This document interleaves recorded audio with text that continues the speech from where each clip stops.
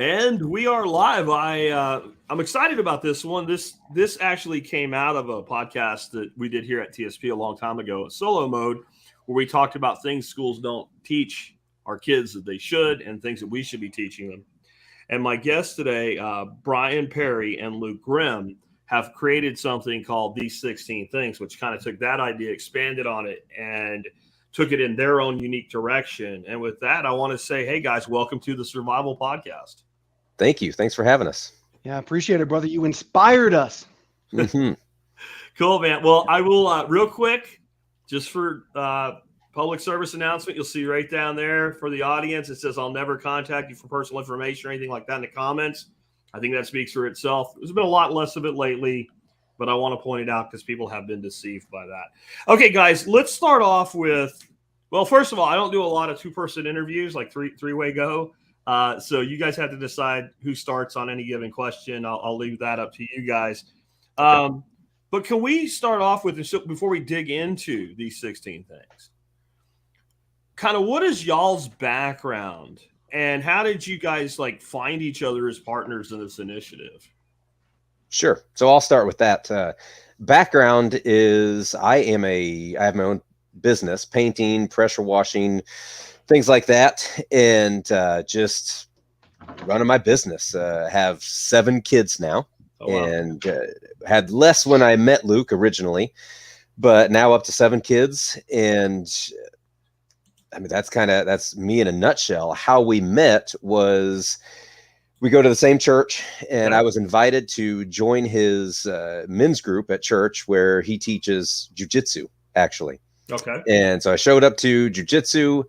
He started talking to the group about, right at that time, they were talking about doing a Spartan race as the men's group at church. So we all joined, most of us joined a Spartan race, drove over to Ohio. We're from Indiana, Indianapolis area, and drove over to Ohio, did a Spartan race weekend. And really, before we even did that weekend, he talked me into doing more Spartan races before we did the first one. So we kind of jumped into those and did a few last year and did several more this past year. And from there, our friendship kind of developed, and that's how we became friends. Just church, men's group, small group, and hanging out, doing some tough stuff. So, Luke? Man, Brian, listening to you makes me want to be a better man. I'll tell you what. One of the best things that ever happened to Brian was meeting his wife, not meeting me. So, yeah, man. So we kind of told you how we met, but a little bit about myself. I'm a military brat. My dad was in the Coast Guard. So I was born in Long Beach, California, and all 18 years growing up, living under that. At one point became living under a single dad. My mom took off. And so when I finished high school, went over to Oakland, California, raised my right hand, and just like you, joined the United States Army. I don't know if you did it right out of high school. I don't know your whole story. I actually was 17 when I enlisted. I was still in school. I had to get my dad, who I had to track down, to sign for me so I could do it. Yeah, my dad had to sign as well. Yeah, so I joined, and then 20 years later, so I served 20 years in the active Army. So yesterday, Mondays, I'd have to check. Monday's podcast, when you're talking about the survey about joining, man, that's a fascinating topic to me. So yeah, I spent 20 years, did some Army stuff, just like you. And once I retired, moved to Indianapolis. To us, it's just a regular PCS, just like a regular move. You don't know anybody. Yeah. So now I'm a high school teacher. I teach 11th and 12th grade, and I run the alt ed program for our school. So very juniors and seniors that are about to not make it and be high school dropouts, we try to help them recover. So, and I should let you know, Brian said he had 7 kids, and that sounds like a lot. Brian, we have 8, so that's a little bit more than 7. Public school math, 8 is more than 7. I've learned that much. 8 is more than 7. Mm-hmm. Yeah, buddy. So before we dig into your particular operation, I have noticed this concept spreading, and I'm very happy to see that it is men doing it. And I just saw, I don't remember the name of the organization, another organization doing something similar this morning that was on the news, bringing in, people that are business leaders and stuff like that, basically teaching young men to become men, and also kind of hitting on the father side, because a lot of our young people are growing up in the absence of male leadership. We have made, and I'm not putting anybody down when I say this, but we have made single mom into like a synonym for hero. right? Instead of it's great that she's doing the best she can, but it's an unfortunate circumstance, which is what it used to be. And I mean, I know you guys are involved with your own thing, but have you started to notice that more and more men out there that did grow up either with strong male role models, or they found it for themselves somehow and then they realized it was missing, and they're taking this active role through various organizations and movements? I think so. I haven't seen a big change in it. I'll be honest. I think the group that we run around with, the group that we roll with, has been mostly in that anyway, mostly doing a lot of that anyway. But yeah, to an extent, we do see a bigger change and more men taking that. And even if the men, I mean, I guess we know a lot of men that they're still married, have their kids, but maybe more so trying to take that role of, hey, I can teach the kids a little bit as well. Mm-hmm. It doesn't just have to be the wife's role to teach the kids everything they know. So I do see in that way, I do see a few more men stepping up and teaching their kids some things.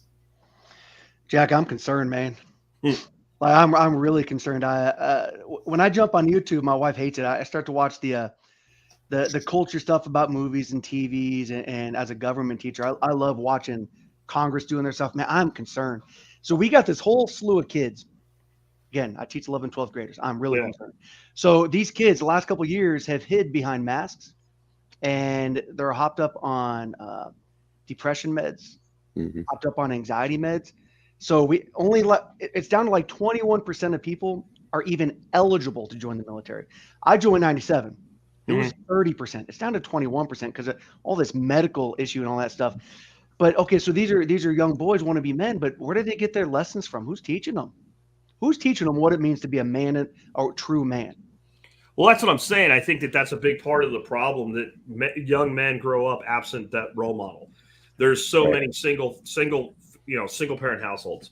Then you have the absent but married father who's married but works 80 hours a week and is never home. And if you don't have extended family and male role models and uncles and grandparents, then it's almost as bad for the child following the pattern growing up.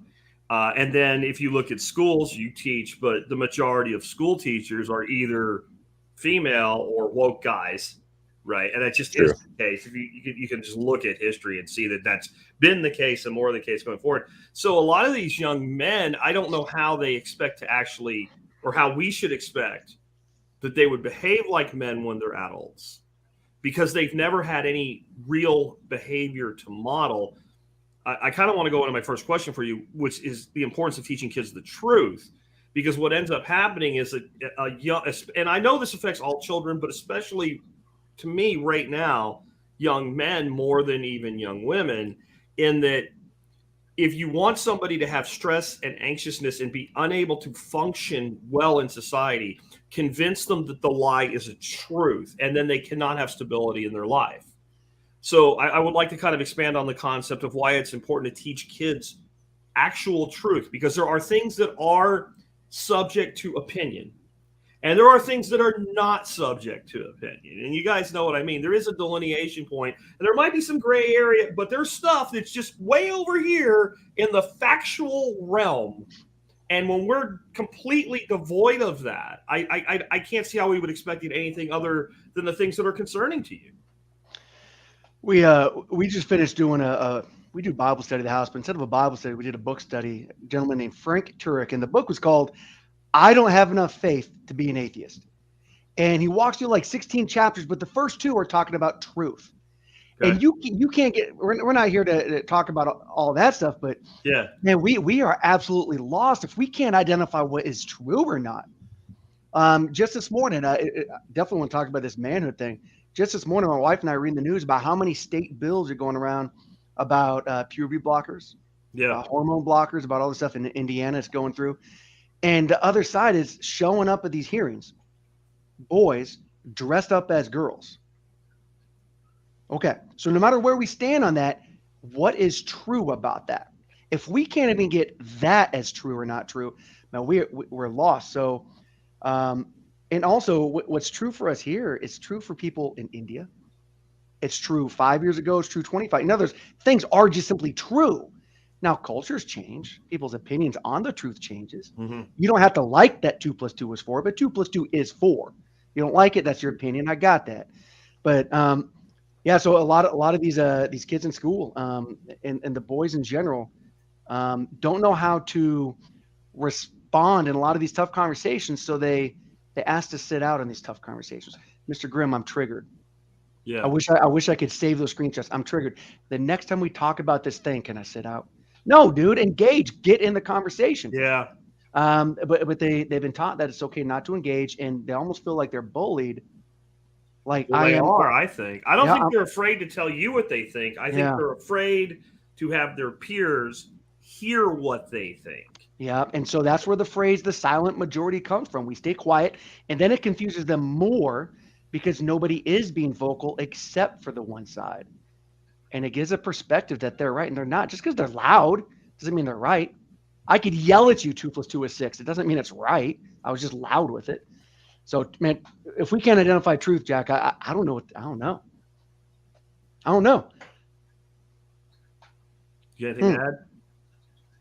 No, I mean, I think Luke summed that up pretty well. Yeah. I think that we're, like, you hit on it right there at the end. Like, one of the things I think about that is we're reaching a point where we have convinced ourselves, like through this mass psychosis of society, the loudest voice is the true voice. So the person that can scream the most, get the most views on TikTok, have a meltdown the right way, they're clearly right because they had the most attention drawn to them.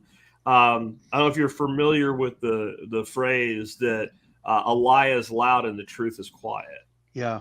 But I mean, I think that's very much like there's never been a time in history where I felt that is a more poignant quote to describe what we're looking at when we look around us today. You know, I was talking to somebody a couple of days ago about military. And so I retired in 2017. And she'd asked me, do you think you could still be in the military with how it is today? Yeah. And I was thinking about your podcast a few days back and thinking about this topic. And I said, I don't know, because it was like this. In 2015, I was a first sergeant. I was out in Hawaii. And I think it was 2015, might have been 14. And Barack Obama had declared that June was LGBTQ Awareness Month, not Pride Month, not Celebration Month, just Awareness Month. Okay, we know what it is today. Yeah. And I had to go put these flyers up in our company headquarters. Every first sergeant in the Army had to do the same thing. And irrespective of my opinion, I'm putting these flyers up. Now, this specialist Allison, she comes up and she had a tear. She's in my office. First sergeant, I'm so glad I can finally. Okay, you can see where it's going. She's lesbian, and I get that. Yeah, I got that. However, here's what it is now.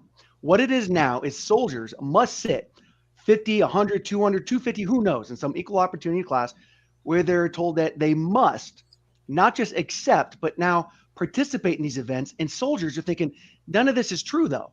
Yeah. But they have to stay silent.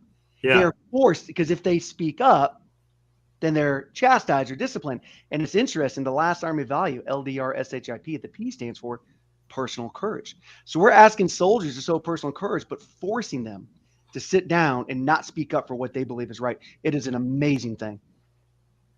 Yeah, and a big part of why I couldn't recommend it today, and I said, and I sincerely meant it, breaks my heart to say that. Yeah. Is if I end up in a woke corporation with a woke boss pushing that shit on me, and I get to the point where I'm like, you know what, I'm done. Then I walk away with a letter of resignation. Right. You know full well the military does not operate that way. Right. So you're now 6 years, 4 years, whatever it is in your enlistment term. You've now signed away your autonomy for that period of time. And it's a respectable and noble thing to do if the goal is noble. But what you just said is one of 10 reasons that I would say no right now. And dude, I don't want to turn this to beat the military day up, but no, it's tough though. There's a military recruiting station close to us. I'm on really good terms. I had to find somebody I can trust with my high school seniors, right? And Sergeant First Class, I won't say his last name. He was a tanker. I first met him in ASVAB. I'm like, dude, I've never met you. Oh yeah, they pulled me out of the recruiting station at the company headquarters. Well, why? Because I didn't get the vaccination. And he's a Sergeant First Class, E7. I said, well, how long you been in? I said, 8 years. Yeah. I said, so what are they gonna do? They're kicking me out. I said, hold on. The Army saw the potential in you and everything you've done well with your 3 deployments as a tanker. They're going to kick you out because you don't want the vaccination. And it's tough for me to defend that when the kid at the same ASVAB say, hey, Mr. Grimm, do you think I should join? Yeah. No, and a dude that makes E7 in that period of time is among the best that you have. That's right. So you're in a recruiting drought of your own making. And then on top of the drought, your eligibility pool is shit because you've destroyed the country. Yeah. And the diet and the health practices of the country. And you're making recruiting videos of a lesbian couple, and the girl that graduates college becomes a specialist instead of an officer. So I don't even know who did that. And now you're throwing out a dude that makes E7 in 8 years. Not only a dude that makes E7 8 years, but his job is recruiting. His job is to go find people to join and help them join. Oh, that's who you're kicking out. You can't make this stuff up. It's like a script for a bad sitcom. Yeah, it's awful. Yeah, but I mean, clearly there are values of people joining. It's just the balance is shifting, man. It's tough for me to give all the benefits without listing all these things too. Yeah. What do you guys think about how just culture in general, leaving the military thing, so we don't just spend an hour kicking that? Oh, but we could. Yeah, but we could, but let's not. Yeah. let's talk about what y'all are doing, right? Like, let's talk about the solution side. But we got to hit the problem a bit more. Like, to me, culture itself is like, I listen to some of these things, and I know they're hit pieces, but they ask these young, I call them kids, but they're like young adults, college kids, like basic questions, and the questions they give answers to. It sounds like you're talking to a simpleton with an IQ of 45. But you know this person's not stupid. They're behaving and speaking stupidly because they've been educated into stupid. And I think this is incredibly damaging. What do you guys say? I think I actually saw one of the comments there, somebody saying about indoctrinating in school. And I think that's the issue. From the time these kids are in preschool or kindergarten, they are told that they have to believe a certain way. They have to think that this is truth, like we were talking about earlier. And when I say this, I mean whatever they're talking about. That could be 20 different topics, but have to believe this is the truth. This is what you believe. This is what you're going to believe. And that's the issue. So when they get into the high school or even college, it's been almost beaten into them that they are going to believe a certain way. And if they don't believe that way, it is, they're silenced, even in school. And we saw that with COVID. A doctor comes out and says, no, maybe you shouldn't take the COVID shot. Or how about let's try some vitamin D and exercise? And they're silenced. And I think it's the same way in school. I know people who've had their kids in school, and they started to speak out about just the whole, gay and lesbian, transgender thing. And they were not saying, hey, let's be mean to these people. Let's do something to them. No, they were saying, in my religion, I don't think that it's right. And I don't think it should be pushed on kids as much as it is. Mm-hmm. And immediately, even in their high school class, they are silenced. It said, you cannot speak for the rest of this debate. And they only let the kids talk that go along with the crowd. So almost like the word debate has no meaning. Right. Yeah, it's tough to have a debate when one side is silenced. And I've seen it, like the LGBTQ plus blah, blah, blah, blah, blah, however many letters they have now, seems to be the worst. But I've seen it in many things. Like, I just watched a thing, this young girl, probably just shy of junior high age. The project was, they were supposed to write a paper on why it was good to eat bugs. Yes. Right? And she's like, I want to write my paper on why it's not good to eat bugs. And the teacher, like, we have no facts to support that. Maybe the kid would find something if you'd let her, and the rest of the world except the United States eats bugs. And I'm like, well, let's see. I've been to Germany, I've been to Panama, I've been to Mexico. Mexico, they did eat some grasshoppers. I've been to all these countries all over the world, and I actually never found it that common to eat bugs. I'm sure there's places where it is, but it's not the rest of the world. No. Eating bugs. I'm sure you served in that long period of time. Sometime you served in the European theater. You go to a grocery store in Europe, it's a totally different experience. The meat counter is amazing, right? Like, where does this BS come from? But it was worse to me that she was being shut down. She was shut down hard. She The teacher in that article, I remember this. She wanted them to come from the mindset of stop eating. Cows are bad. Cows are bad. Cows are bad. That's right. That was the premise. And she actually presented, what if I write this? Well, there in her response to the kid, there is no credible evidence. Yeah. What teacher on this planet has done all the research on any singular topic that could ever say that? A PhD, teach a master's degree. It's so ridiculous. So I've told my kids, whatever they want to do when they get out of the house. My oldest is 13. I said, look, if you ever want to be a teacher, don't do it until you're at least 30. Get out of high school, get some life experiences, bring something to the table. Because right now, it's not a revolving door, but I think it's a really bad cycle that someone goes through high school, which is dominated by one political side. Yeah. That's what they get, right? Then they go to college, and now that your parents don't matter to this, oh, the gloves are off with these professors. Yeah. It doesn't matter with the parents. It goes bad. And then that kid, 22, comes out of a liberal arts college to get that degree. Now they go right into teaching. And it's a vicious cycle. And you mentioned you said it's not a revolving door. It absolutely is. Yeah, I think it's worse than a revolving door, because at least on a revolving door, you exit for at least a little while. Yeah. There's no exit. It is a complete circular path that never actually has an outside. And I think this is a big problem with a lot of our teachers at every level. They've never had a job in the real world because school's not the real world. When parents push back on homeschooling with me and say, well, they got to learn about the real world, I'm like, well, they'll never learn about the real world in government school.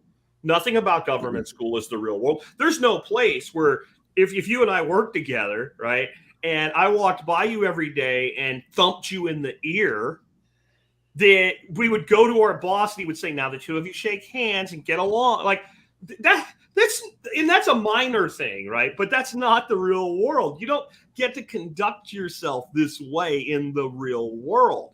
I'm always right. All 30 of you are always wrong. Not the real world. Like nothing about this is real.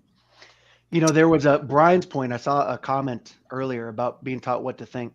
A couple of years back, I was helping out an art teacher with kids that were failing. She had an extra credit assignment. So I'm on a video camera here, and I got the kid and the parent, and we go into that class, and I click on the assignment. And what they had to do, they went to a website with a bunch of posters, like art posters, and they had to write about them. The poster categories were Black Lives Matter, climate, gun control, LGBTQ. Those were the 4 categories that they were forced to choose from. And the parent gasped. And I said, ma'am, I am so sorry. In a 30-minute period, I went through 2, not 3, 2 of them. I eventually, when I'm done, I confront that teacher. I could go find the screenshot of it, which I won't clearly, but I said, hey, Mrs. So-and-so, I just want you to know that is not unbiased. That is completely sent. If you sent people to gun rights and military and red, white, and blue and all these things, you would be furious. And she sent me a novel, blah, blah, blah. We haven't spoken in 2 years because she just doesn't want to. And what does a parent in that situation do? Nothing. You either do the extra credit because the kids doing that need it. You either do it and pass, or you stand your ground and you fail. That's the choice. Those are bad choices for parents. Brian and I, our families, we homeschool for a reason. His 7 kids are homeschooled, my 8. You couldn't pay me $10,000 per kid per year to put them in. And I am a public school teacher. Count me out. Yeah. And the argument that a lot of people use against homeschooling, for the ones that see the benefit of homeschooling, but just can't figure out how to do it. And they say, well, we both work, both parents work, and we don't have the income to stay home. I'll tell you, when we first started, I did not own my own business. I worked for my dad, and I did not make a lot of money. I was probably making $45,000 a year when we started, and we made the decision to say, we are going to go with less so our kids can be homeschooled. We will deal with less. We will grow that garden. That's when we had our biggest gardens. And trying to raise the most animals and grow the most food in those years because we had to. But we made that decision to, we're going to homeschool so we don't have to send the kids to school, and we'll just deal with less. We had a 900 square foot house, old beat up cars, and the money just basically had to, pay the bills. It's a little different now that I own the business and things are going a little better, but it just comes down to that decision of, are you going to do it or not? And stop making excuses. You can make excuses for everything that you do or don't do. It's just, what do you want the most? I think you also clear the hurdle that you try to jump, right? So people go into homeschooling and say, well, I don't know how I'm going to do it. But once they do, they figure out how. Right. And I've likened it to some of the crap that's going on, guys. Like if that building was on fire, and it was literally on fire, and a cop told you can't go in there and get your kid, you would throw a wet blanket over you, punch the cop in the mouth, run in the building and get your kid out. Yeah. And you need to start looking at what they're doing to our children as in some ways it's worse, because in that instance, the kid's either going to make it or not. But in the instance of what's being done to our kids, you're talking about somebody walking through their entire life, or maybe at least until their middle age, before they clear this garbage. And it is garbage that has been shoved into them. And I think this is the real danger. I'm interested in how you guys think about this. The kid who resists in his mind, but not with his mouth or his heart, the go along and get along kid, will in time begin to believe even that which they know to be false, because what we speak and what we think becomes what we believe. You could take that to the next level. That kid establishes a culture of being a coward. Just all of us, whoever's listening, picture this for a moment. Yeah. You believe one thing. I mean, you are passionate. So this is the hill I'm going to die on. I believe this to my core. Yeah. 5 people come and challenge you and you're quiet. You are scared to speak up. And you do that again and again and again and again and again. You've established a pattern of being a coward. And I'm not here to dog on the kid, because we're talking about kids, really. Yeah. I'm not. We, as the adults, we put them in this situation. We did it very intentionally. We put them there. And there are some good comments in the chat about we were broke and we did it. And Brian was talking about money. That one of the top things we hear is, well, my wife and I, neither one of us could give up our job to do it. And I put a pause right there to your burning bridge scenario, a burning house. Yeah. What are you willing to do to make your kid's life successful? What are you willing to do to care for their heart and their soul? How far are you willing to go? And if your income is worth more than your kid, it's an emotional argument. I got nothing for you. I can't help it. But not in my house. Money is not worth more than the heart and souls of my kids. Nope. For those on the audio only, I have a picture up right now, pretty famous meme picture of like this giant crowd all staring at one man, and the one man staring back at them and says, yes, you are all wrong. In a large way, that's what I'm hoping I'm raising in my grandchildren right now. That courage to say that you are wrong when I believe that you're wrong. And that doesn't mean I'm afraid to have my ignorance cleared if I'm the one that's wrong. But we need to have a discussion about facts.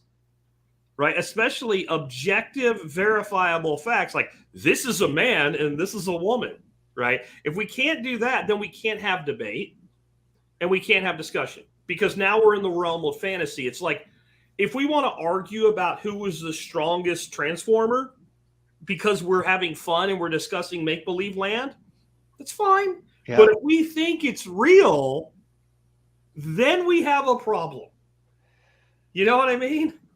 You familiar with Richard Dawkins, a pretty well-known atheist out there? Yeah. Yeah. There was an article yesterday. He's officially out there.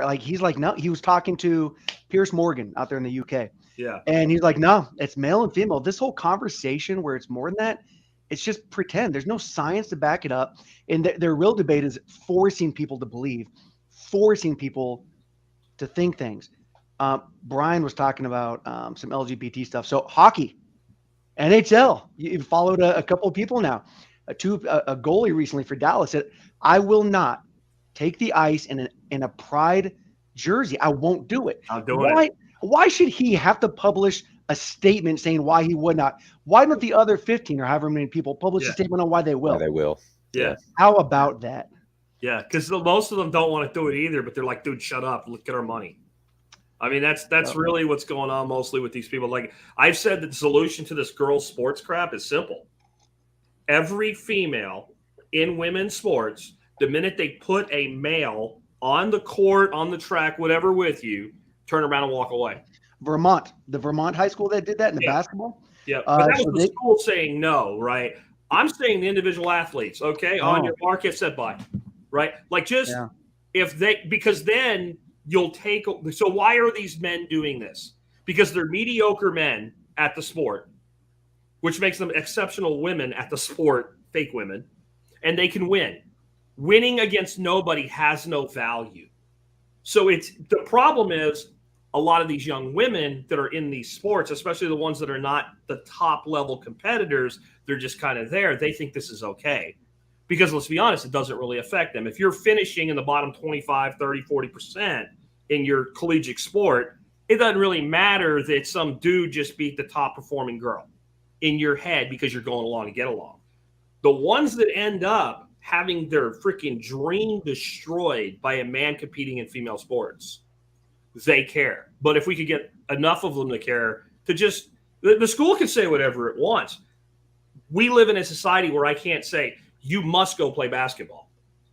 I don't have that authority. We don't have slavery in this country, thank God. Right. I think all this still goes back to the indoctrinating kids to, go along to get along. And even in those sports, taking the women where they're having the men compete and nobody wants to stand up and be that person that sticks their head up above the crowd and says no. But they were in school. Again, they were taught that their entire lives to, and not saying it's just that one topic. They were taught this on several different topics that nobody wants to stand up and take a stand for what they believe in. So, and that's why I think, I'm not going to say every single person that's homeschooled does this, but I think the percentage is higher. I think, Luke and I at least try to teach our kids, and let's be honest, our wives do the majority of the homeschooling with our kids, but, we try to teach the kids to stand up for what you believe in. And if somebody's doing something that's wrong, either, however it works out, either just walk away and don't be involved, or stand up and say something, say that is wrong. And we're not the teacher saying, telling the kids that they can't do that like they would in school, or not telling the kids that they have to do this paper on one of these 4 or 5 topics that are all extreme liberal leaning. So, Jack, a good example of standing up for what you believe. Anyone that's listening to this has 3 men on video or on audio, based on however you see it, that are willing to stand up and now have targets on their back from an entire half of the country. Sure. All three of us acknowledge it. We do. Now, the question for all of us is, are we willing to accept the target? Now, we may all have different rule books that we come from. I know that Brian and we're going to go religious. Give us about 10 seconds on this. I happen to believe that Jesus is the number one example I can go to of calling right and wrong. And he didn't go looking for it. He didn't go looking to judge, hey, you come here, you suck. No. People came up to him and were combative with him and said, this is wrong and this is right. And people hated him for it. Anybody that does that is going to be hated for that. So as parents, if we are not willing to take a stance on something like this, in this case, trans playing on sports, that's what we just got done talking about. How in the world can we tell our kids to be brave and courageous teens and adults? Man, we are not walking the thing that we're talking. We have to take a stance too. Jack, your platform, man, you are encouraging a lot of parents. Yeah. Yeah, and I don't care that I have a target. I think that once you have enough of a target enough times, it doesn't matter anymore, right? Like you get to a point, like what happens, and I think the way people get taken down by having that target is because they're not their authentic selves their entire time if they're an influencer, when that thing comes out, well, this is just crazy. Where I've said from the very beginning, I'll cuss, I'll say things you don't like, I'll upset you, I'll offend you, and I'll do that every day, all the time, all day long. And so when somebody comes to you and goes, do you know what Jack Spirko said? Jack Spirko said there's only 2 genders, or whatever else they say, the person that follows me is going to go, yeah, that sounds right, Jack. Of course he did. Where have you been? Where I think when you have these people that make themselves out to be like they shape them, like the bigger tent theory. Like if I do all the things the way that I'm supposed to do the things, I'll get this big tent. And then they do. But then there's a lot of people in that tent that are inauthentic. Yeah. And so when that person twists a little bit into their authentic self, then people from in the tent attack first, and then the mob joins in. Where, go ahead, cancel me. Good luck. I don't care. I've been doing this 15 years. Good luck. Right. Some of it could be the crowd eating themselves, the cancel culture of we start canceling people, and then they start canceling their own people. And if things change, they're following one ideology. They're following a few of their rules that they want to stand firm on. And I'll give it to them at least for standing firm on something. I guess what they're standing on is not what I'd be standing firm on, but you can see it. Sometimes they start to change a little bit, or they don't change, but what I'm speaking obviously about the left here, what the left believes in starts to change a little bit, and they start eating their own. They start trying to cancel their own for not going far enough left now. Well, they do what they're told, and so does the right, to be fair. I'm so old, I remember when the left was anti-World War III. Well, the left was somewhat non-interventionist and at least opposed to the rudimentary foreign wars, especially proxy wars. I remember that. That wasn't that long ago. I remember a lot of articles about what's going on in Ukraine right now before they got the new memo that pointed out a lot of the horrible things that are going on in Ukraine that all just disappeared when they got the new memo, right? So, this change, I think the biggest delusion that the American people have is that these changes are organic. That this is the average person that calls himself left shifting because they discovered something. No, they're following what they were told. They were told. It's just a marketing. There's the way you market to the right is you scare the right with the things that the right doesn't like, and they'll take over everything if you don't do this thing. And the way you market to the left is you just tell them what to do. And since their God is the state, they do what they're told. Right? Whatever the majority says, democracy rules, even if it doesn't have to be a majority either. It just has to appear as though it were the majority, and boom, you've got buy-in. Brian, when the Ukraine thing kicked off, didn't you run into a lot of people that were just running with the narrative and you would challenge them? Yes. So I have family members who, when it first started kicking off, I don't watch the news at all. I don't know if I have a way to watch the news on my TV, meaning I don't have cable or satellite. So I would come on here and, listen to Jack or listen to someone else, other people that I trust, and start to think, okay, I can see the differences there. And I even, let me think, 5.5 years ago, I think it was, hosted 2 Ukrainian kids that live in an orphanage. We found about it through some friends, found out about this program. We hosted them for a month, and I could see some of the things that everybody talks about. Not everybody, that some people are talking about now.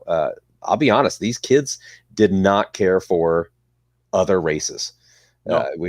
They did not. We were even told in the training, if your kids see black people, see some Hispanics, whatever, they may be making comments to them, and or not necessarily to them, but about them. And so when this whole thing kicked off, and some people are talking about the link between them and Nazis or different things, the racism over there, I would repeat some of that and say, no, I see it. And of course I was called a Putin. You don't know anything. Right. No, you have actual firsthand knowledge, but you don't know anything. Right. And I was called a Putin apologist, and people are tired of me being a Putin apologist. I'm like, guys, I am not at all condoning what is going on right now. What is happening is horrible, but we can't change the fact that they've been in somewhat of a civil war for how long now? And that the side that we're supposedly rooting for was doing this horrible stuff before all this started. Yeah. And now we just have to switch because the news told us to do so. And if I would say any of this, it was just nonstop, and this is family members to me, people that I talk to all the time, just nonstop, again, calling me a Putin apologist, getting on me for saying, why don't we just go in there? And then I was told, we need to go in there and start a war now. And I was like, really? Okay. You're first on the list. Yeah, get your shit, pack your shit, Skippy. Let's go. And I won't say what left, right, left, baby. Let's go. We'll get you on over there. Here's an. They're calling Jack back. Jack, you're going back in, man. They're drafting you back in. Yeah, good luck with that. I'm over 50 now. I'm ineligible for service. Well, and that's what the one family member said. He's like, not me. I'm ineligible. I'm like, okay, well. Yeah, but you're the one cheering the war. See, that's the difference, right? I'm saying don't do it, and I'm not going. There's a difference than saying let's go do it, but not me. Here's my foam finger, number one, right? We're used to TV wars. You can tune in, hit pause, go get your popcorn, come back and watch the smart bomb hit. That ain't how this would go down. Not to mention that, millions of people die in those wars that we see as a spectator sport on top of it. But, here's the thing. Let's get into what you guys are doing.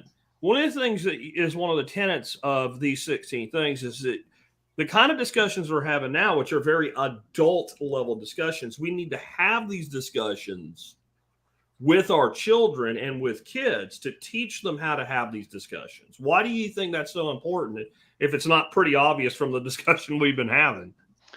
So, yes, here we go. Many parents, let me set the stage for a traditional parent coming home from work. We get home at 6 o'clock. We're hoping our other person made some dinner.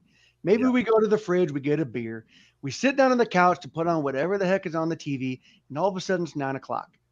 Oh, I forgot that I had kids. Well, there goes another night of intentionally teaching anything to my kid. Okay. We don't want that, because you do that for a week, a month, a year, your kids are learning, just not from you. So what Brian got from you a few months back is that, look, let's actually act on this. Let's help parents of teens, because both of us, we got skin in the game. We got teenagers, teenage girls. Let's intentionally get the parent to bring the kid to the dining room table. No electronics. The TV's not on. Xbox, PlayStation, cell phones put down somewhere else. And I don't care how awkward this is, how uncomfortable it is. Sweetheart, dude, I love you so much. I'm willing to have this. Let's talk about fill in the blank. So we have these things that we think are important, and they're not going to get it from school. And if they do get it from school, you're hoping that teacher shares your values. Good luck. And if they're not getting it from school, they're getting it from TikTok and Twitter and Facebook, and you're hoping social media shares your values. And if they're not getting it from there, they're getting it from the TV. Go ahead and put your 7-year-old in front of Disney Plus for 2 hours. Let me know how that goes, because they're not getting your values.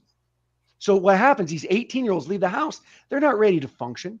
They're not ready to cook on their own. They're not ready to stay fit. They're not ready to actually take care of money. Out there with credit cards, $10,000 in debt, already 18 years old. They're not ready to stand in truth on their faith if you have a faith in the house. They're not ready to understand what truth is. They're not ready to know how to interact with people, how to negotiate with people. They're not. If we don't take the time to intentionally sit down at the table and go over this stuff, they're going to come home one year for Christmas. You're not going to recognize your kid. And you're going to realize, I missed my chance. So based on that one podcast you had, Jack, you clearly have started this little outreach we have. Is we see a spectrum of kids, this teenage band that need us as adults, the grown-ups in the room, to intentionally sit down. We know that we love them. And we're not the experts, but in their eyes, we are. We just need to talk to them and train them. So it'll sound like devil's advocate, but it's really not. When I get to the end of it here, it is the case that no matter how well you raise your kids or your grandkids, or you do it together with, hopefully we're very much co-parenting, and we realize that we always defer to the parents, because grandparents, we fill a role, but we're also one step back in it. Right. No matter how well you do that, your child will probably reach a point where they think you're stupid. And they will think that everything that you taught them is wrong. And they'll be challenged with these new ideas when they go out to the world. And they will embrace some of them that are stupid. Yeah. The difference is, will they come back in time? Will they realize the wisdom of what they were taught? And the only way that can ever happen is they have to be taught it. Yep. While there's the opportunity. And I do believe, you guys are religious folks, and, if you train up a child in the way they should go when they're old, they will not depart from it. Often they will depart from it when they're young. That's right. But they will return to the strong foundation that they're given. But if we don't give them that foundation, then they are subject to whatever particular creek, river, or windstorm they fall into at any given time. Yeah, and there's nothing to return to if they're not taught that. Yeah. So Jack, a picture a building. They use the phrase a cornerstone, right? That's that cornerstone that the foundation is built upon. And I'm willing to bet people listening have their own stories. Man, when I left high school, I rebelled, and my dad was so stupid. But when I turned 21, I realized my dad was the smartest one on the planet. Absolutely. Yeah. There's like that gap in there where we go experience the stuff and then we come back. But man, if they don't have that foundation, that cornerstone, literally they will go whichever the way that wind is blowing for culture, they're just going to follow it. They're just going to go. Brian and I like to use this example of slavery. Slavery, any three of us, anyone, I don't care if you're black today, if you were born white in Georgia, Mississippi in 1840, you were raised that from that culture, that slavery was not just okay, but it was pushed as good. Yep. That's what the culture taught you. Yep. Okay, we can look back and know that it's wrong. If you were born in certain parts of Europe in the 1920s and 30s, you were taught that this Nazi regime coming in with Hitler, this wasn't just okay, this is the way forward. We can look back and judge. Well, we're going to be judged too. Oh man, this COVID. Yeah. So yeah, so our kids, if we could just say, look, this is the cornerstone, this is the foundation. When you leave the house, have something to stand on for when culture just beats you down and beats you down. And you're right, Jack, we can't stop them from running. We can't stop them from walking away. But having that cornerstone to come back to, all parents want that. Right. And doing this doesn't mean that your kid is going to turn out the exact way that you want. We can do everything right, and sometimes they still get running with the wrong crowd. Hopefully we've done our jobs and taught them to why not to run with that crowd. But I kind of liken this is probably 10 years ago, having a conversation with somebody about why I'm trying to eat a little healthier, or why I don't want to spray this horrible stuff on my garden, or spray all the weeds with horrible Roundup and things like that in other areas of my yard. And somebody just told me, well, everything can cause cancer, so I don't even want to worry about that. I said, well, the chances though of getting cancer when doing all of this really bad stuff is obviously a lot higher. And I liken that to this and saying that, yeah, my kid could turn out to do whatever, name one thing. They could turn out to do those things. But if I am teaching them not to do that, and not only telling them not to do it, but telling them why it's a bad idea, the chances that they're going to turn out to be well-rounded, responsible adults is better. And that comment that you just looked at there, Jack, talking about the strictest parents end up having the most rebellious kids. Yep. So we are really careful with that. Is that we're not here to talk about discipline. That is a family thing. It's got nothing to do with us. What we're trying to do is empower and encourage these parents. Like, look, you love them, you care about them. In their eyes, you're the expert on all these things. Yeah. Show them that you care. And you know what? Do you remember the names of your drill sergeants, Jack? I do. We all do. Yeah. We all do. And I'm willing to bet you have 4 or 5 significant emotional events from the Army that you can, with clarity, you can remember. So here's an interesting one. So someone here just said this. Yeah. Okay. So this person, Green Country, said, I learned when it was used on me, and he's talking about punishment. His stepfather was a son of a bitch. Yeah. But my mom telling me that she was disappointed with my behavior, that swayed me. So you had my drill sergeants in basic were Brown, Arroyo, and Irving. And Drill Sergeant Arroyo was one of the last guys to come out of Pathfinder School when they discontinued it. He was one of the most track soldiers I've ever known in my life, and he never yelled. He never yelled. The other two screamed constantly. He was the quiet one. He was the fatherly one. And right toward the end, we knew better. It was a day before graduation, and we were just screwing off. And he walks out and he just goes, just drop. This is a drill sergeant that did not drop a class in an 8-week basic cycle. Not once. He had not dropped us.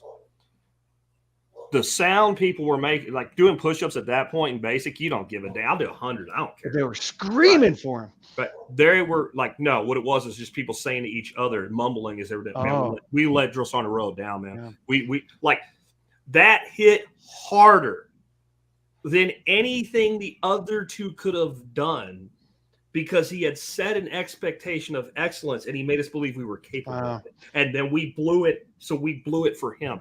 Yeah. And this is where, there's a question here. We might as well hit it now because we're dancing all around it.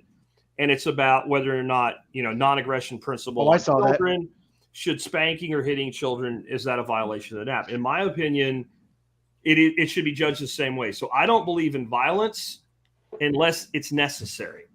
And necessary means I don't have another option. So there was a thing that happened recently where a kid was beating the hell out of a teacher. Okay, I will put that kid to the ground and I will use whatever force is necessary to stop that, because that's a brutal attack on another human being. I'm sitting with my child who just did something I didn't like. I don't need violence to fix this problem. I control everything in that kid's world. And so my entire philosophy of parenting has always been, my rules exist so that one day you won't need them. So we have rules, and my goal is to constantly remove rules. One of the consequences of you not being responsible with the removal of rules is the application of rules that you're too old to have. But you've demonstrated that you cannot conduct yourself without those rules. So we'll bring the rules back for a time, and we'll see how it works out. My grandson has been struggling because he's not a guy that likes work, right? He likes to shirk work. Like, he puts more effort into not doing work than work actually is. So he was trying to get himself fired. So all I did was cut his pay in half. I'm like, you will never get fired, but you will work for free. And when you, like, this is where you know you're in trouble if you were like caught behind enemy lines and you've got somebody interrogating you. The guy that comes in and starts screaming at you and all, he's out of control. He could be dangerous, but he doesn't know he's in control. The guy that walks in and says, okay, so now we're going to have a talk. And he's completely calm. You know you're in deep shit. He understands that he has complete control of the situation. We control what our children have. We control what they don't have. Now, least anybody think I'm saying I would never put my hands on a child other than for like the violent thing I talked about earlier. Now, if I tell my kid he's not leaving and he says, yes, I am.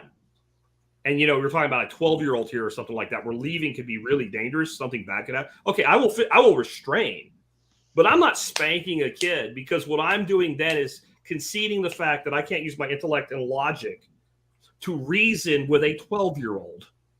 Which I can. So I either have a child old enough to understand logic and reason, or I don't. And either way, hitting them is probably not the best solution. Now, you guys may differ. People in the audience may differ. But I think if you conduct yourself the entire time and you teach the child, my goal is for you to have no rules, then you can get into the point where you're Drill Sergeant Arroyo, where when dad is disappointed or mom is disappointed that you didn't do the things we expected from you, it is far more impactful than spanking a kid. I agree. Luke and I, obviously, we've mentioned that we have teenagers, and all the way down to the youngest mine is 8 weeks, I think now. And so all the way from 14 down to 8 weeks, and all of our kids are spread in that range. And I completely understand how you feel about having the one kid who just wants to avoid work. And Luke can tell you this. I mean, he coached him in soccer, but my 12-year-old just tries to get out of a lot of stuff. And we've tried everything from, we're just trying to motivate him to do something physical.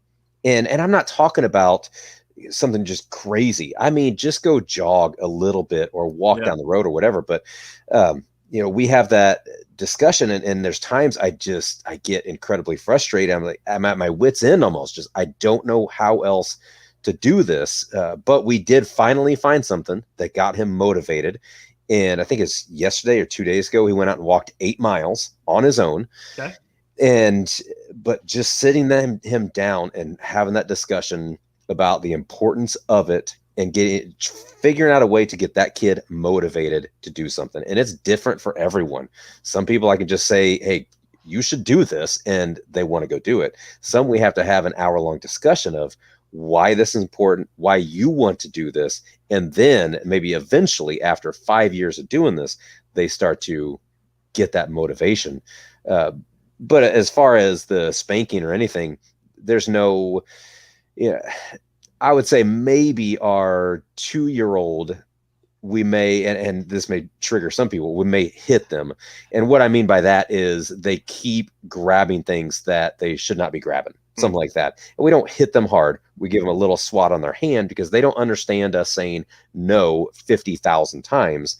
That sometimes just that little swat, it doesn't even hurt, but they may cry because they know that we're more disappointed or scared. And that's about the extent. I haven't had to hit one of my, my 12-year-old. That wouldn't have worked anyway if I tried to give him a spanking. I mean, you haven't done that. You haven't done that probably since breakfast. Yeah. Probably. Yeah. It's been at least a few hours. Hey, I want to go back to one thing. Your story about Drill Sergeant Arroyo. Yeah. Right. And so what we're doing is creating that experience. Okay, ready? You vividly remember this scenario, Drill Sergeant Arroyo. He, if he's still alive and if you talk to him, he would probably have no clue what happened. No. To you, too many classes, too many. That's people. Right. Yeah. That's absolutely right. And anyone that served even just a year in the military understands there are significant emotional events that we remember vividly. I couldn't tell you what I had for breakfast yesterday morning, but I can tell you about something that happened, 2 decades ago. So imagine, we haven't even said our website's name yet, and that's maybe we'll get to that. But can you imagine, parents, you sit down with your kid and your kid is looking at you like, what the hell is this guy doing? Why is she going to have a conversation with me?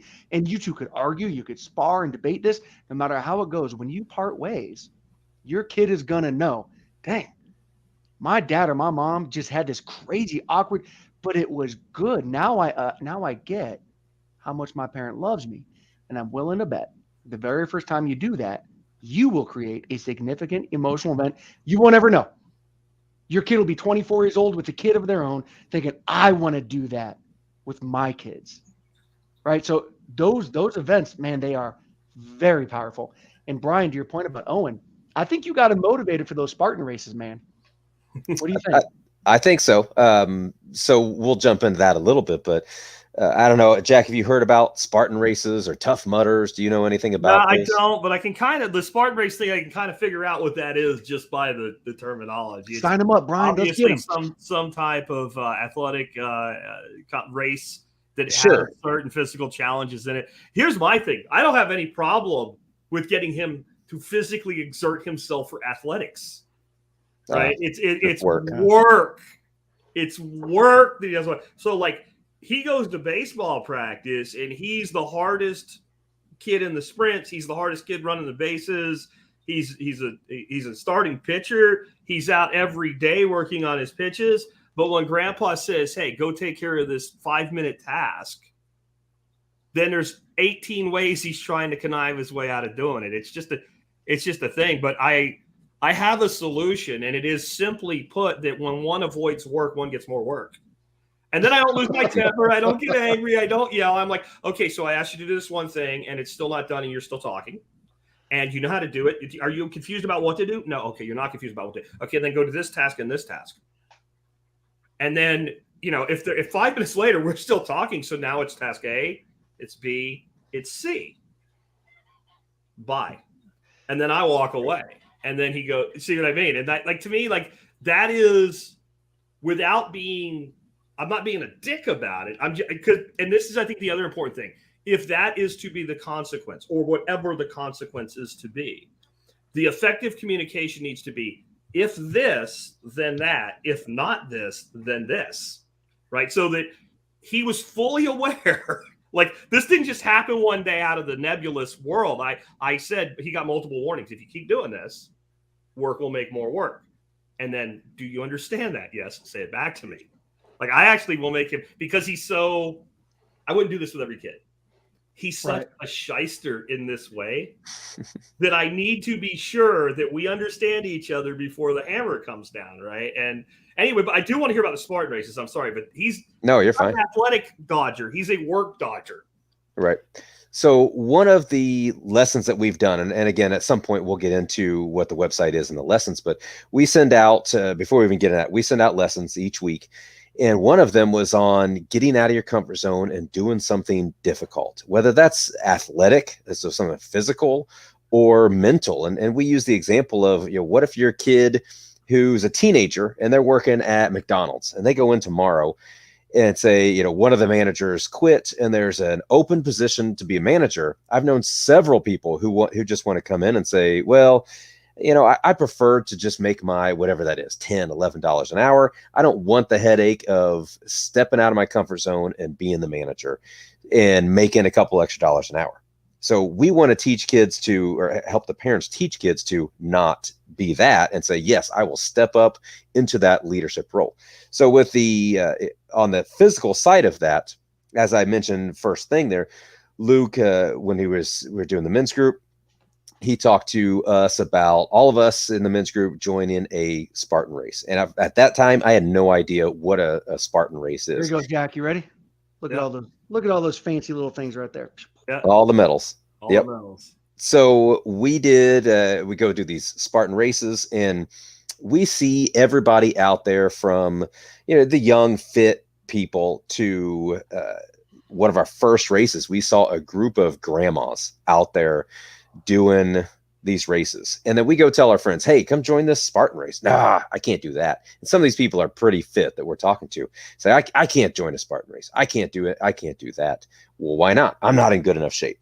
So you're not in good enough shape, but this group of 60-year-old women can go out and do not just one. They did all 3 in one weekend, which is a half marathon on Saturday, a 10K Sunday morning, and a 5K Sunday afternoon. They did all 3 of them. And it's not difference. And it's not on flat concrete. I mean, it is not. This was in the hills of West Virginia.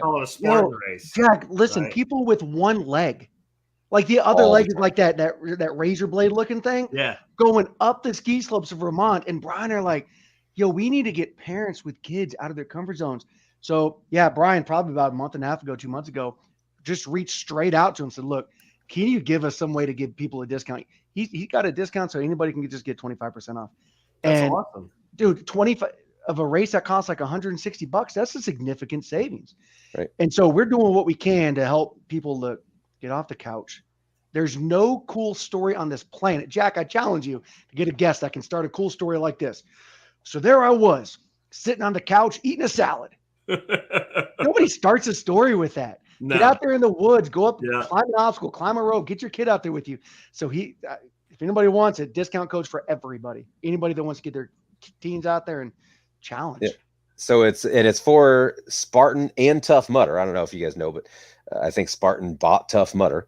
Yeah. And so any Spartan or Tough Mudder race, it's the discount code of 16 things. So 16 things, all caps, no spaces, and just challenging people to get out of their comfort zone. And I can tell you, so I heard this quote, it was 2 or 3 years ago, trying to remember it exactly, but if you do hard things, life will be easy. If you only do easy things, life will be hard.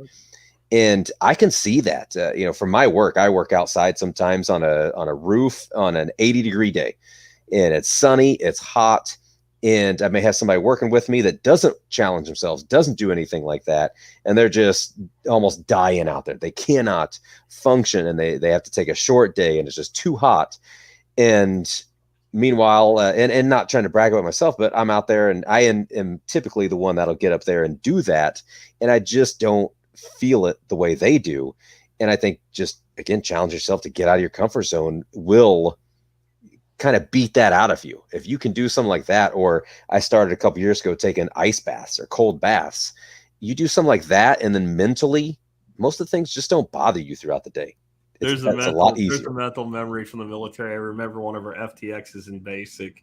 We had to take these cold ass showers, and you needed a shower, so you did it. I mean, it was freaking cold, like way colder than just the cold water out of your faucet. And I remember the drill sergeant say, "One day, man, when you're older, you don't have to. You'll do this just to remember it." I can solemnly swear I've never had to do it just to remember it. I've done some cold ass water since then for various reasons, but I have never turned the cold water on in the shower.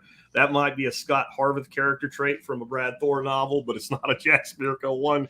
But there is something to putting yourself through something. I think this is why, like, a lot of people that, that are in the corporate world that work out, they don't work out after work or at lunchtime. They leave an hour early. They go to the gym on the way to work, right? Because then that's behind you and you've done something already. So, yeah, it sets the mood for the day. It does.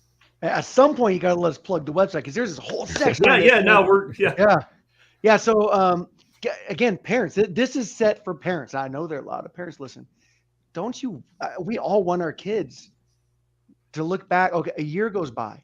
Like, hey, kiddo, what makes you better than a year ago? Don't we all want our kids to have challenged themselves and they are a better person over the year? We all do. So when Brian did the newsletter for this on a Monday and Thursday morning, I got it. And I sit down with my kids. Brian and I do this together, and I still sit down with my kids and go over the lesson he wrote because they're that good. And I'm telling you, we all want our kids to be better in a year than they are now. And it doesn't just come naturally, man. I mean, this whole thing just bleeds being intentional. And at the top of that screen there, where it's, so you could just scroll them. I just added one at the third one. Third one. I just added that last night. Is building relationships. The culture will tell you, dude, go have sex with anybody you want, whenever you want. There are no repercussions. And you know, the joke of it is that same culture will tell you just abort that baby whenever you want to abort that baby and continue that lifestyle. Which one of us as a parent is going to tell our kids to go do that? Some of us struggle with pornography. That's not what I'm here to talk about. We have struggles. But which parent is going to tell their kid, dude, culture says, go get hooked on porn. Culture says, you don't need to date a girl. You can be 30 and single and just continue. What parent would tell their kid to go do that? So this is not judging parents with stuff. Everyone goes through these things. It's about parents being intentional with kids like, yo, there's a better way to do life. Let's have a conversation about this. So, sure. Yeah. So when somebody goes to that website, the first thing they're prompted to do is plug in an email, get a newsletter. Dude, it's free. And on a Monday morning at 9, Thursday morning at 9, there's this lesson, maybe a little video link to our YouTube, and that's it, man. Use that idea if you want to, delete it if you want to, but man, you're going to find something at some point that says, yes, this is the one. I need to sit down with my girl. I need to sit down with my boy and talk about this thing. Eventually, you're going to find it, and that kid is going to be really blessed with you doing that. Sure. So, Jack, if it's okay, I'll get into how this thing even started. Yeah, please. Back, I don't even remember when it was. I know it was at least last spring, maybe. You did a podcast on 15 things to teach kids that schools won't. Mm-hmm. And I listened to that and obviously absolutely loved it. Luke and I homeschool. At the time, I didn't even mention this to Luke, but early on, I hadn't told him about it, but I listened to that. And I think I told my wife, I said, Mindy, you have got to listen to this. This is awesome. We teach our kids some of this already. But I don't think anybody's teaching their kids every single thing on there without having a good list to start to learn from. So I had her listen to it. I think we were on a road trip probably, and I just turned it on. I said, let's listen to this. And I think I told her then, we have got to do something around this. I said, again, we teach our kids some of this. Let's take this and try to figure something out. Well, months go by because I am a business owner and I have a ton of kids. So life goes by. We didn't really do a whole lot. Finally, I think it was last fall, I start working on some of the content and get a website together late last year, and finally decide to put this together to do something with it. Obviously, we added one thing. We changed a little bit to be our thing, but clearly the idea came from that one podcast, and debating on what to do for a website name. So I choose something simple, these16things.com. Mm-hmm. And almost immediately, I think the day the website went live, I had sent this to Luke, and without even asking for sure, I said, what do you think about this? Knowing that Luke was going to be involved somehow, because as you guys can see, Luke is I'm kind of the guy that put it together. Luke is the natural teacher, the better speaker, and figured I'd bring him in to help with that part of it. Right. So brought him in and we just took off. Probably mid-January was when we sent out the first lesson and just kind of took off with it. But we're not even saying that we are the experts here. Like Luke said, we do these lessons with our kids. So our kids are not perfect. We are for sure. I know I can say I am 100% for sure I am not perfect. But we recognize that there's a need to get this in front of parents, to get this in front of their kids, to just sit down and have those tough conversations sometimes of what do you do in this situation? So want to take that and run with it. And like you said, we do these lessons too, almost every single week, unless we have a busy week or something. Sure. We are sitting down with our kids at the dining room table or at the dinner table and having these discussions with the kids. And we Yeah. talked about a couple, but last week's was even on growing lettuce, the importance of having a eating healthy. And I see lettuce as kind of the, like you say, chickens are the gateway drug, the gateway animal to more animals. Lettuce is kind of that. It's one of the easiest things to grow. Just everybody eats it somehow, whether it's on a sandwich or a salad or a burger. Right. Fast. There's a million kinds of it. Yeah. Yeah. Yeah. So that was last week's lesson. It's too bad it can't be radishes because they're even faster, but they suck. So they are. They're not you ain't gonna win kids over with radishes. No, Maybe not as many people eat not those. radishes, man. Jack, isn't it cool, dude, that you can put out a podcast? This was last spring, Brian. I think it was. Jack, you may have a better idea. I was thinking last spring around that time. Let's see. It was one of the great things about podcasting. April 25th, 2022. I think right out of year. How cool is it that you can have a podcast? And if you're like me, when I teach kids, I'm like, is anybody really paying attention? Like we want them to, but clearly someone who's paying attention to, I'm going to act on this. So dude, we've had some great response from people that sit down with their kids. I don't know, man. I think our kids are worth our time. I think they are too. It's why I did that. And like you guys made some kind of comment, like, we're not lifting your material or whatever when you sent your ad. I'm like, I don't care. Like, this is why I do what I do. This is not the only time this has happened, but it is like the biggest payday. You put out an episode and you go on and do the next thing. And then somebody takes that idea and they crystallize it into something more and they go out and they act on it. Like, I'm not doing this just to entertain myself. I want to have impact. So that to me is huge. And that kind of transitions to the next thing on this. Skills are a big part of this because mostly what we've talked about up to now is more, I guess, philosophy and thought. Right. And philosophy and thought have a great effect on action and deed. However, you can have all the right thoughts and the action and deed will be impeded if you do not have sufficient skills.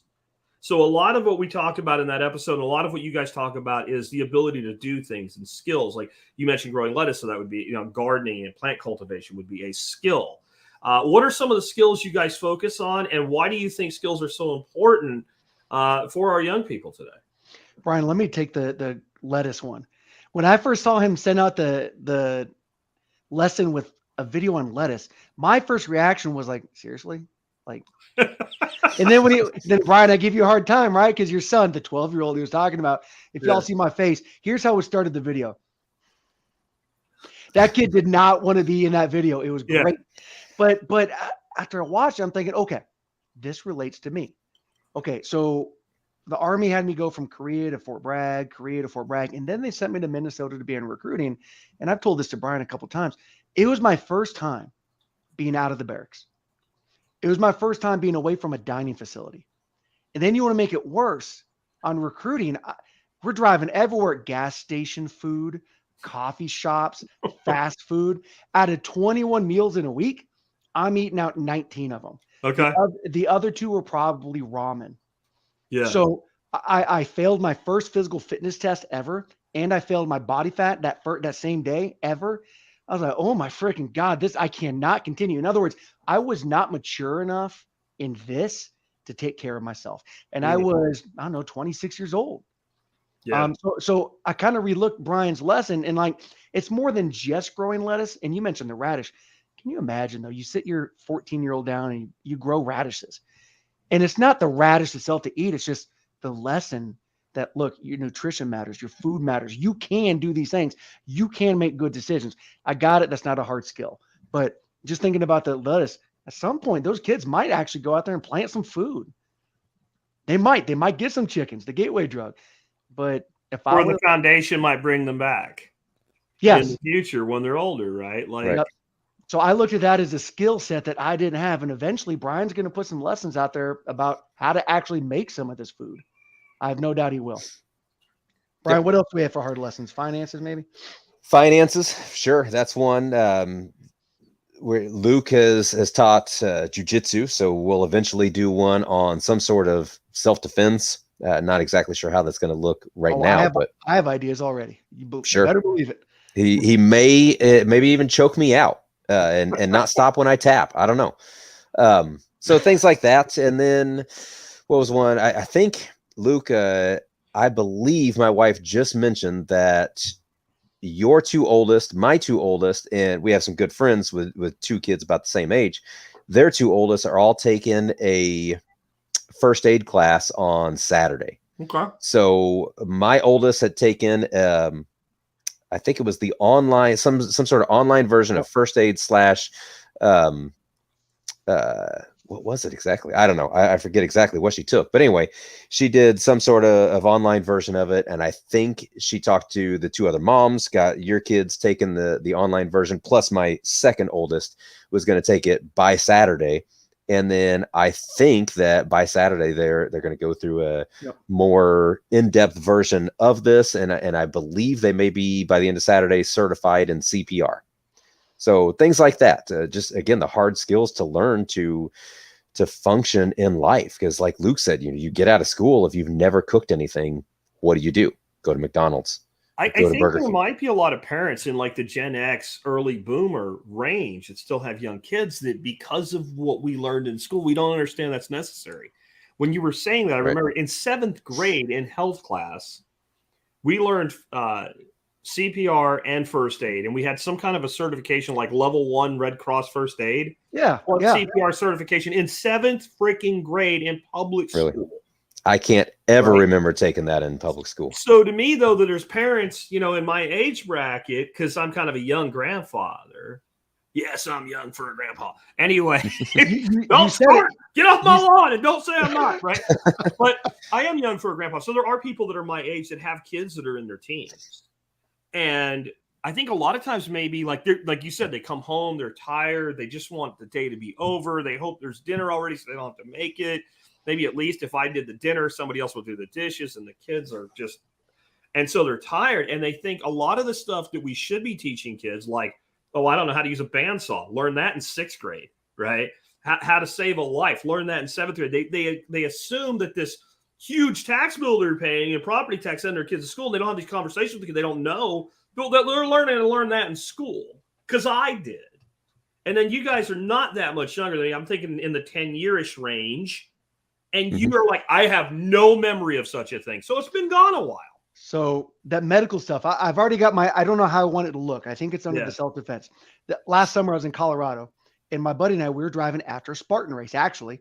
And there was a very fresh accident. I mean, really fresh. A motorcycle, boom, hit a car. The driver was 2/3 in. Both people on the motorcycle did. But we pulled over. My buddy and I, we get out, tell the kids, they're all in the van. They all saw this as we pull over, and we both run over there. He's active military and I'm retired active. And there's probably 4 or 5 people there, grew to about 15. Nobody knew what to do. Nobody had the courage or confidence to open the door to do this. I started giving CPR, and this poor lady that you could tell she's dead, but you don't always know. And so I'm doing this for about a minute and a half, 2 minutes. Paramedics show up, and I'm thinking, my kids saw this out of the window. There's a story to be told that what if you're the only one there? Mm-hmm. Do you know what you either do or you don't know what to do? There's not a lot in between. I want my kids to know what to do. And so do the parents. Well, what if the lesson is basic, a Heimlich maneuver, whatever it is, something short, but we want our kids to know how to do things. So you mentioned the bandsaw. Maybe we should issue all the parents a bandsaw, make sure they got one, right? Make them sign it out of the unit supply room.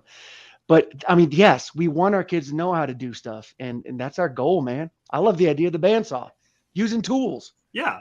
I'm thinking about that. Like in 7th grade, wood shop, actually 6th grade, it was 6th grade I had wood shop the first time. Bandsaw, jigsaw, planer, joiner, like, all the basic hand tools, making joints fit, doing the final fit with a chisel. Like I learned that and where I lived at the time, this is before we moved to Pennsylvania, when I was in, grade school, middle school, was not exactly a very high dollar neighborhood. I wasn't going to school with, there were no rich kids. There were poor kids and poorer kids in the district. Right. So but yet we learned how to do that. And then in 7th grade, I had metal shop. I learned how to, do spot weld. Like we didn't do like heavy duty welding, but like, spot welding and basic metal cutting and fabrication and riveting and stuff like that. Like I learned that in 6th and 7th grade. So I can very clearly see a parent who's killing themselves every day in my age bracket. So they waited a little longer to have kids. tired as shit because I get tired now. Mhm. Just expecting that surely my kid's learning this stuff. And I'm here to tell you guys, they're not. All of this has been gutted. I took freaking, what do they call it? All the girls took it, like cooking and stuff. Home ec. Home ec. Yeah. I took it initially because, well, there's all chicks in there, right? You're 15. All the girls are in this class. Brian and I don't even know what you're talking about. We would never do something like that. I'm going to do this. But then I realized, like, I got to cook food and eat it in school when everybody else was in study hall. Like, okay, this is cool. So, like, there are all these things that we used to have. You know, it wasn't that public school wasn't flawed. It was just a lot less flawed. And I don't feel like most practical application skills are not taught. This is why we have 25-year-olds on Twitter. I'm adulting today because I did my laundry. I want, like, blood starts like pulsing in the little artery in my temple, and I'm worried if I nick it, I'll bleed to death when I hear stuff like this. Dude, let's make it even worse.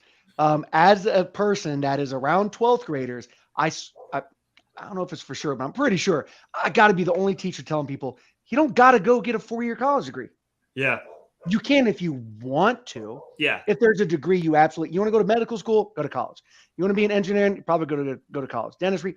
But dude, if you're looking to be a mechanic, do some HVAC, you're looking to be this.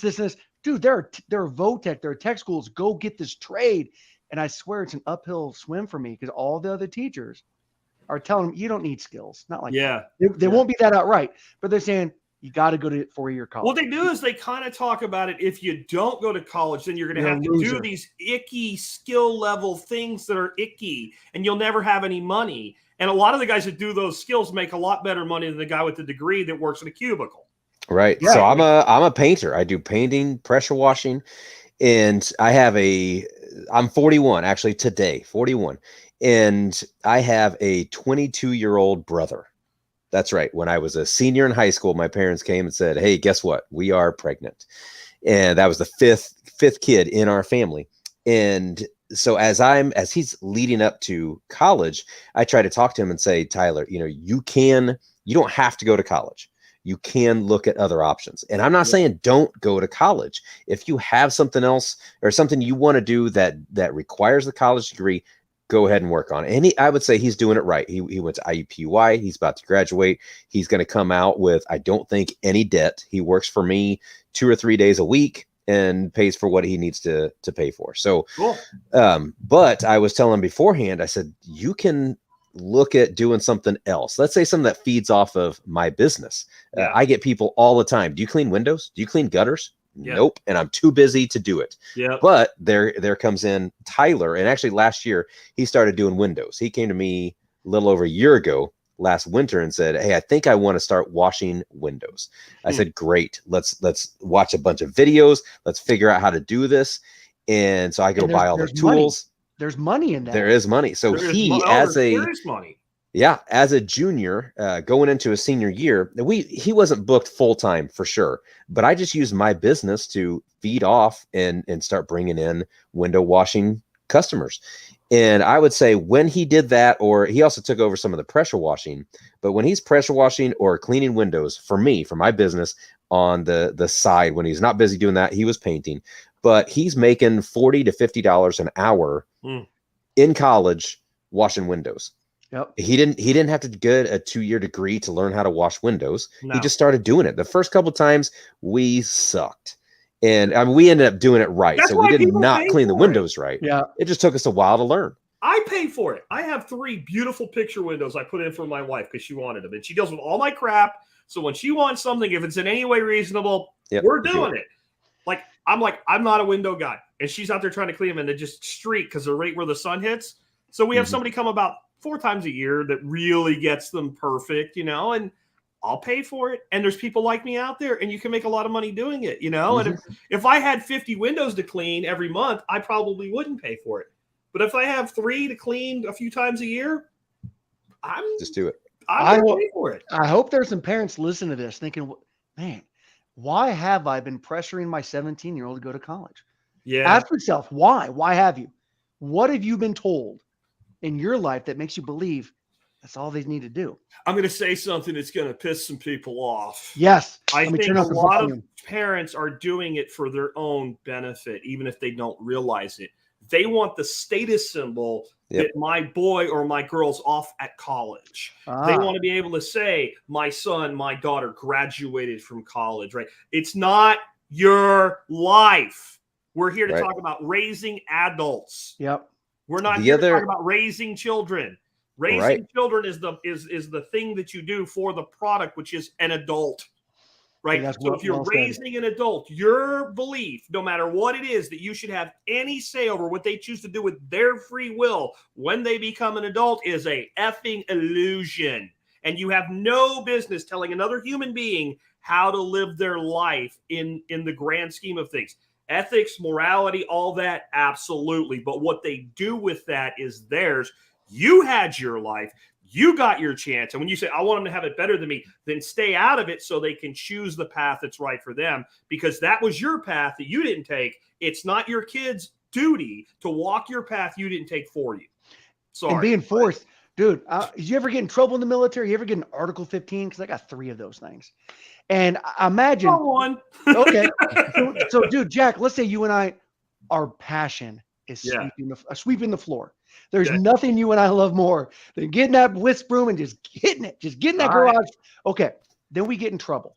Yeah. And somebody says, Jack and Luke, get your butts out there in the garage and sweep that floor. Dude, we're gonna resist. Nobody wants to be told what to do. Yeah. Nobody does. So when we pressure our kids to go into these things, even if they actually wanted to do, dude, you're forcing a culture of resistance. That we want our kids to come to us for help, to come to us for advice. And that happens when we set up a great relationship with them. Yeah. But man, when they leave the house, if they remember you as the disciplinarian, somebody put that in the chat, as the one that beats the kids, as the one that pushes, the one that forces, the one that scolds, good luck getting them to come back to you for Christmas. Good luck getting them to call and introduce grandkids. You got to set up that relationship when they're teens or younger. Right. Going back to doing some of the hard work, I'll tell you, Jack, I have, aside from the 22-year-old who's about to graduate college, I have 2 other brothers, and one of them is a pilot and one works in finance. And then I'm a painter. So I don't use my college degree. I guess you could say that I did get a business management degree, so I'm using that. But within reason, I mean, I don't know exactly what they make, but I'm pretty sure we make about the same amount between us 3. Yep. And the benefit to me is, one, since I own my own business, I can write off a lot of that, a lot of my expenses, versus they are taxed at the highest rate as being employees. And 2, I took a lot of time off last year. I think I took at least 8 weeks off just for vacations and or Spartan races. I took, I think, 3 2-week trips, took a trip to Hawaii. That was to run a race, a few races, and then went to my kids' church camp, worked that all week. And so I'm taking off again, at least 8 weeks plus the Fridays and, a couple extra days for some of those small trips. And versus they're working tons of hours and missing their kids' events, missing different things. That's but right. They can say that, hey, and I'm not dogging on them. Obviously I love my brothers, but they can say that, hey, I'm a pilot or I work in finance, and I can just say, I'm a painter.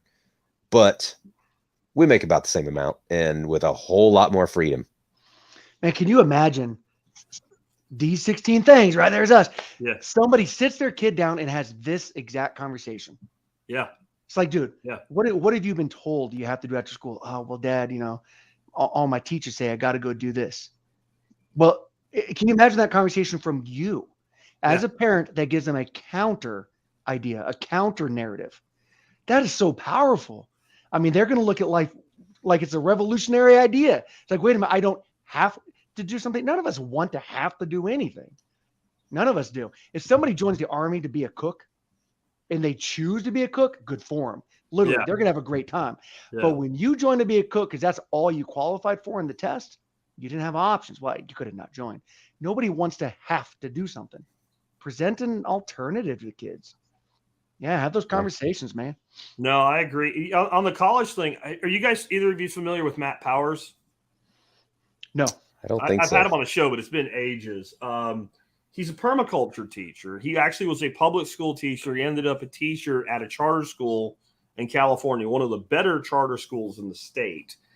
And he had his students do an exercise. This was the entire exercise. Figure out the degree you think, and they were like juniors, right? Figure out the degree you think you want to pursue at the college you think you want to go to. Figure out what the tuition and cost of 4 years at that school is. Figure out what your salary will be when you graduate, and determine how long it will take you to pay for your education if you do it all with student loans. And build this in an Excel spreadsheet so it's a legitimate financial model. He didn't say go to school. He didn't say don't go to school. He didn't say everybody should go to college. He didn't say nobody should go to college. He didn't say become a welder instead of go to college. He just said do this exercise. Well, like 70% of the kids went, I don't know what I want to do now, but I know I don't want this because this never pays for itself. Yeah. He almost got fired. The parents were the ones that went mentally apeshit. The parents lost the plot over this, and it's where I had my little soapbox moment earlier because they had figured that Johnny was going to Stanford.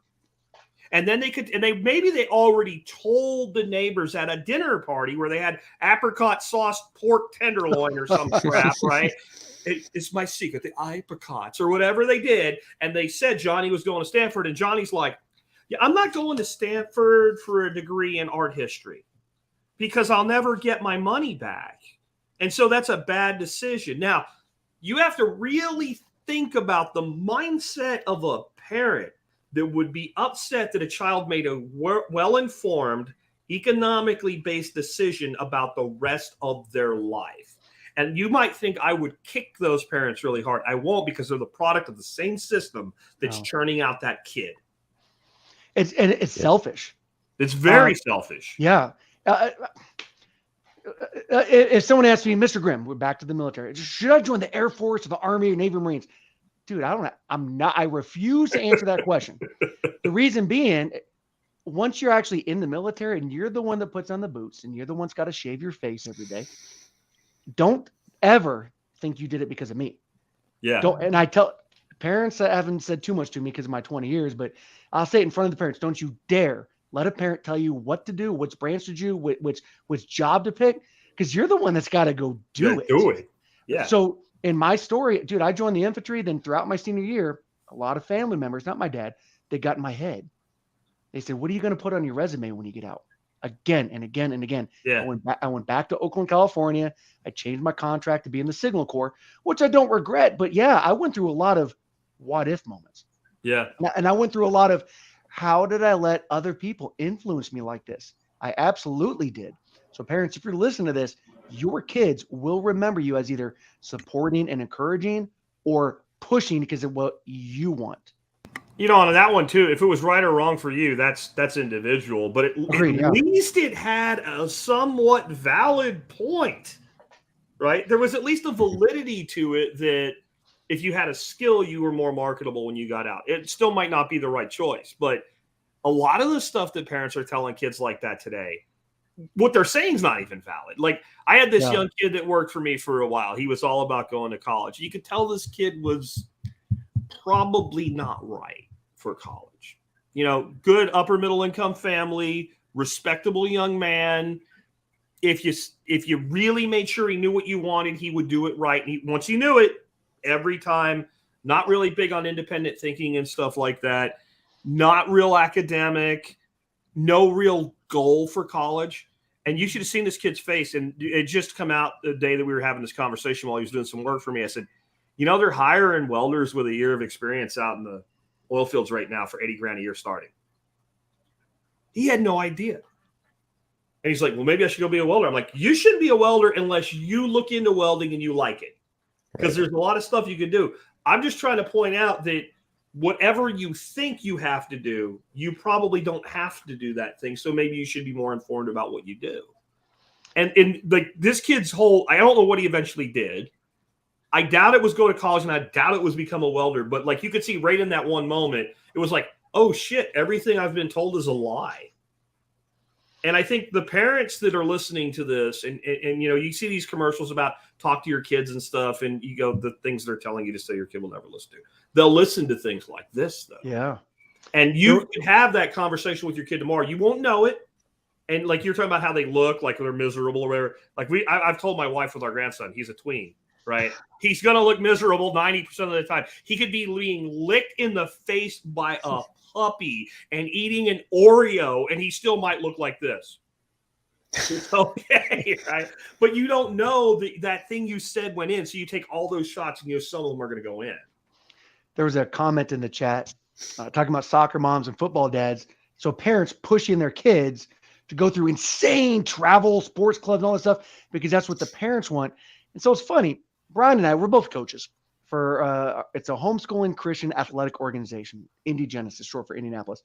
And we win some games, we lose some games, but some of the teams we play against, man, some of these coaches and parents, they have got priorities all upside down. And so for Brian, for me, for you, Jack, it's like, what is important, Jack, for your grandson and us for our kids? If we said, you know what, when my kid leaves the house, this is how I would measure success. The three of us might have different answers. Yeah. So dang sure everybody in the chat's going to have different answers. Everyone's got different answers. But if we don't at least think about that question, I mean, if we process that question, what would I consider my kid to be successful if they went to the right college? Well, who says what the right college is?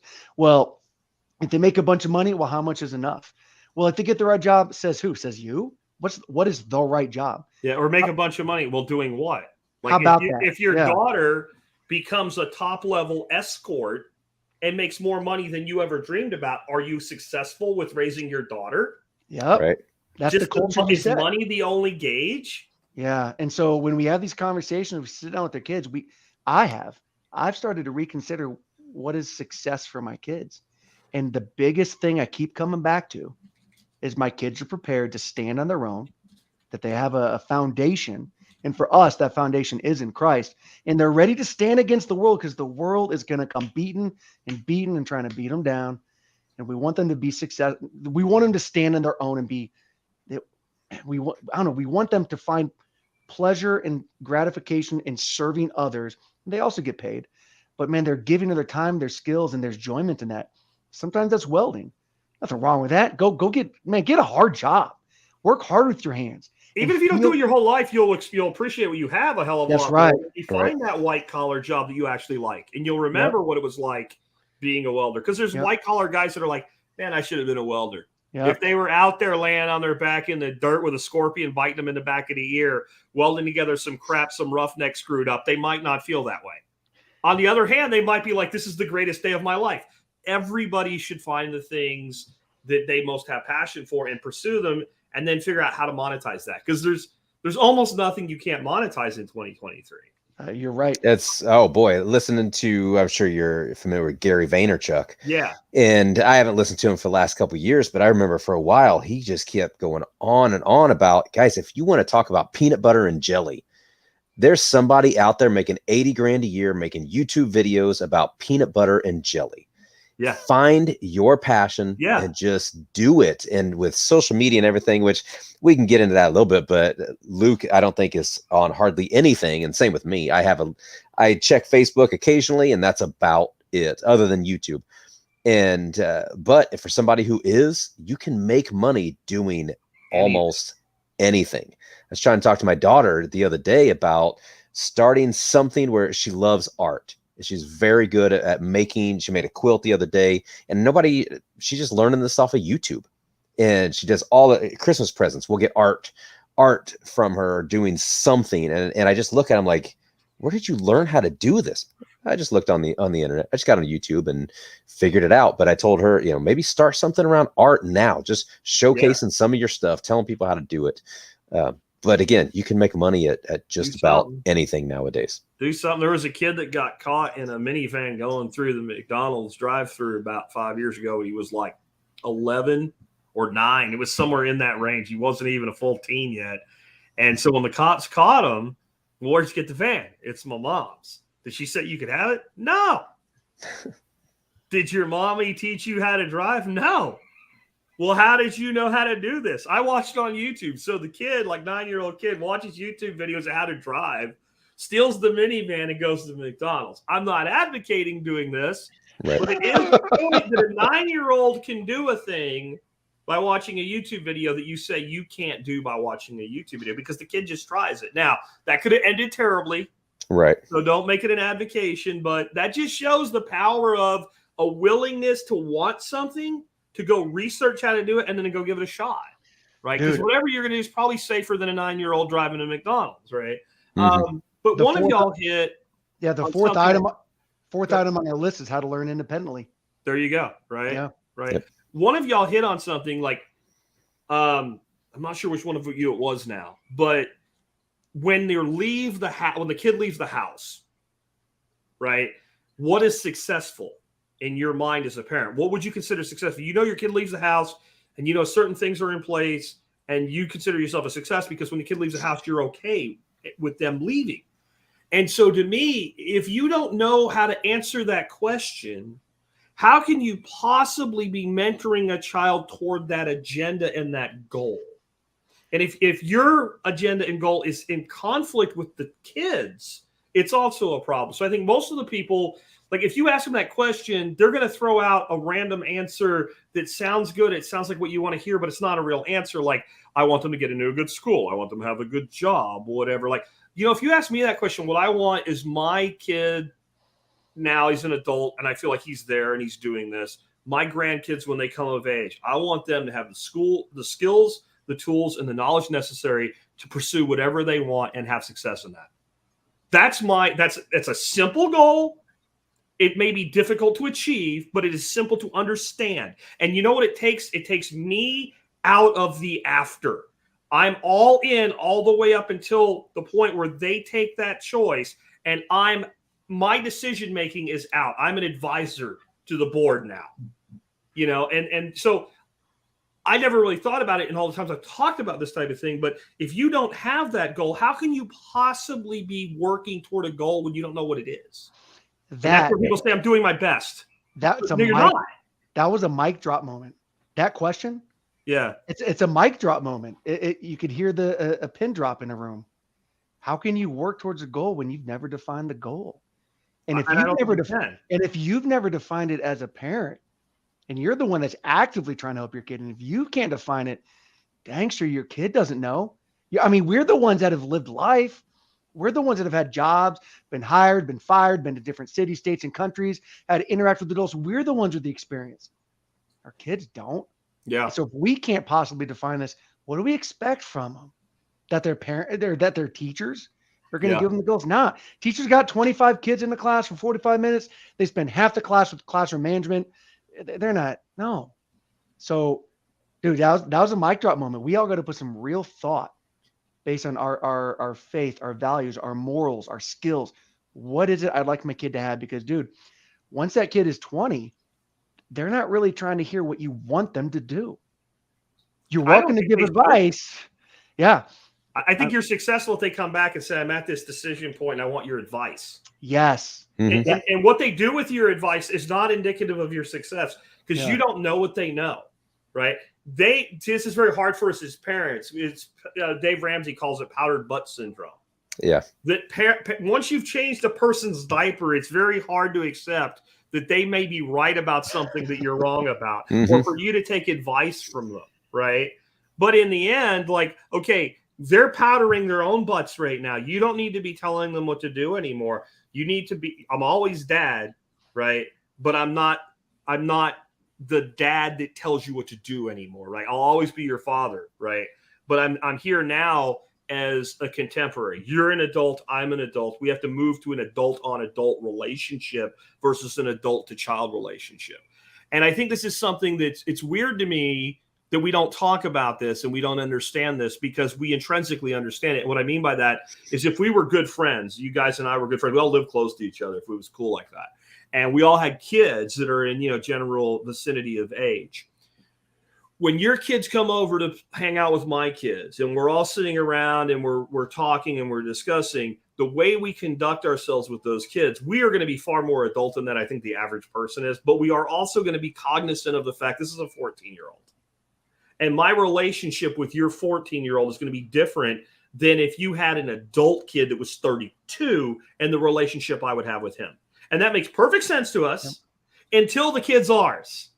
Okay, your relationship with your 24-year-old son should be different than when he was 14 because he's not a freaking kid anymore. And you have to think back when you were 24, right? You were paying your own bills. You lived on your own. How much did you want somebody stepping into your life telling what you're doing is wrong?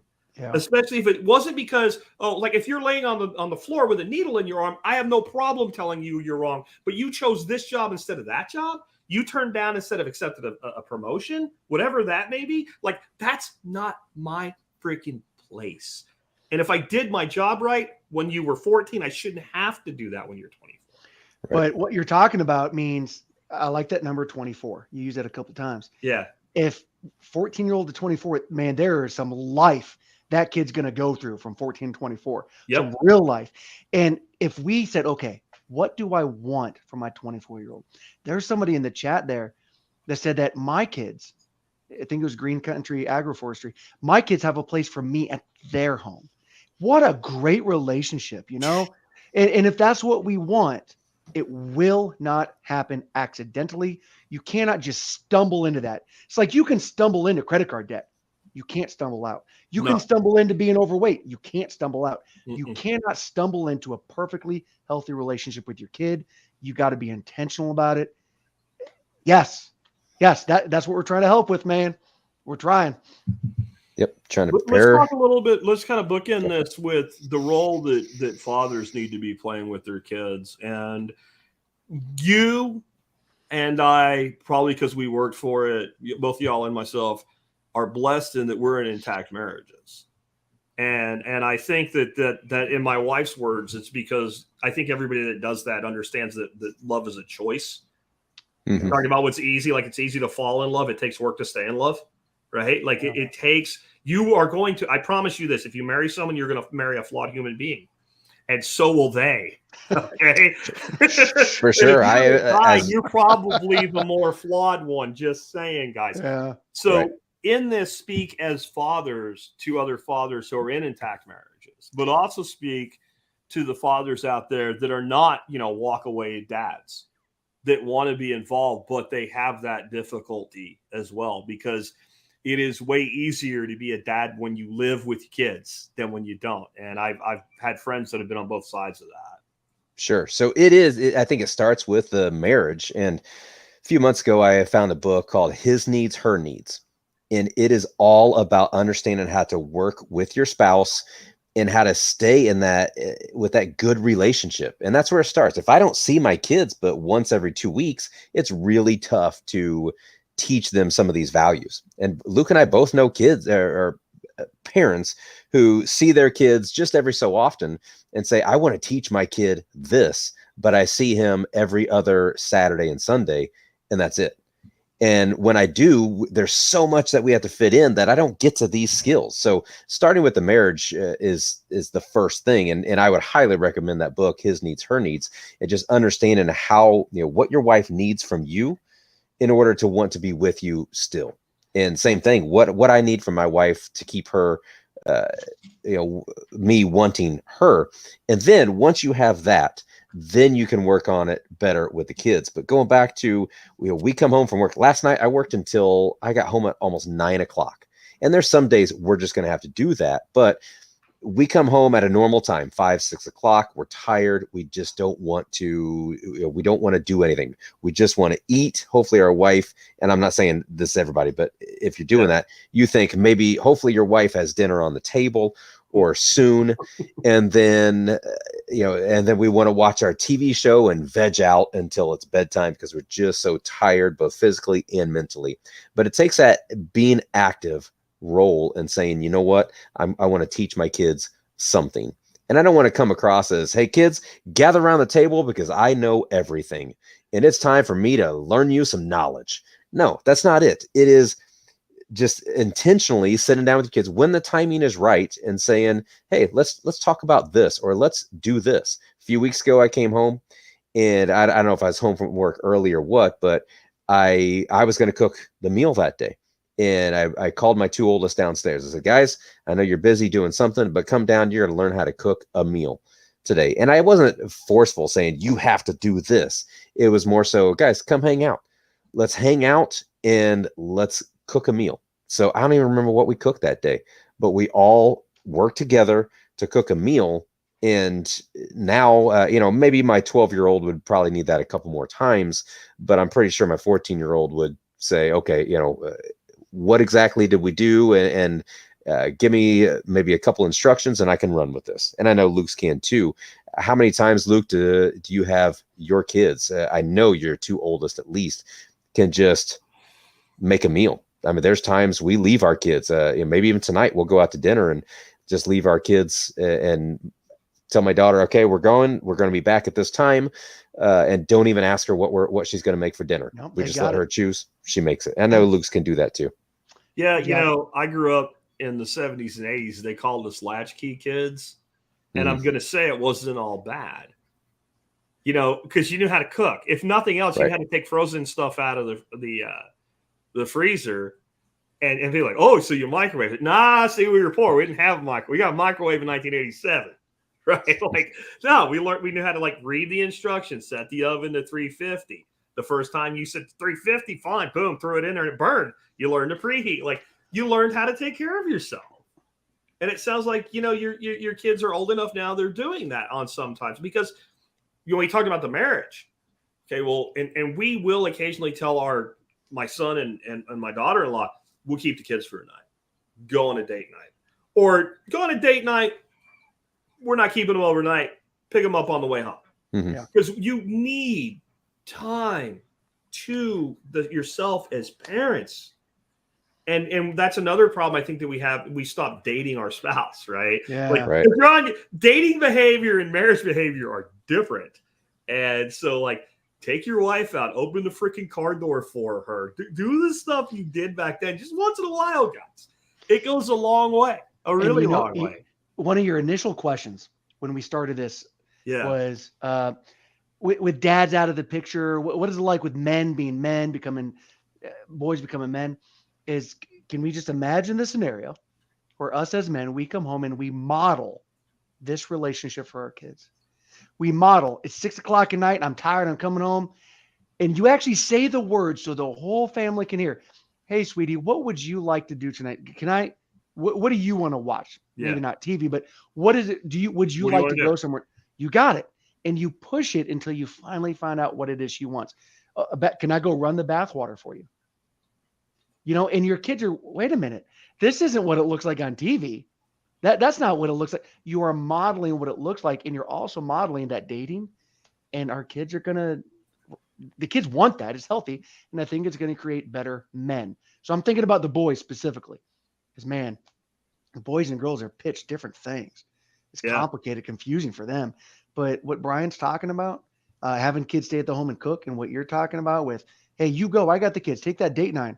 Yes. So for us, the Christ modeled with him in the church as a relationship, it is the husband and the wife it is the concrete that holds everything together. And like the other examples, it has to be intentional. You cannot stumble into a great marriage. I think the other thing that's really made the divorce, I think making divorce easy is what's made it, the rates climb or whatever. It doesn't help. But I think more, we haven't taught kids what a freaking marriage is supposed to be, and we haven't modeled it well. My parents had a horrible relationship. The fact that I have a successful marriage, I've been with my wife 30 years now. Is rare given the background that I had. I had grandparents who stayed married because of religion, and they literally, by the time they were really old, hated each other on one side, not both. The other side was the only thing I can remember from my childhood of a marriage that was modeled properly at all. And so when I was a young man, I wasn't hip on this whole idea of marriage at all.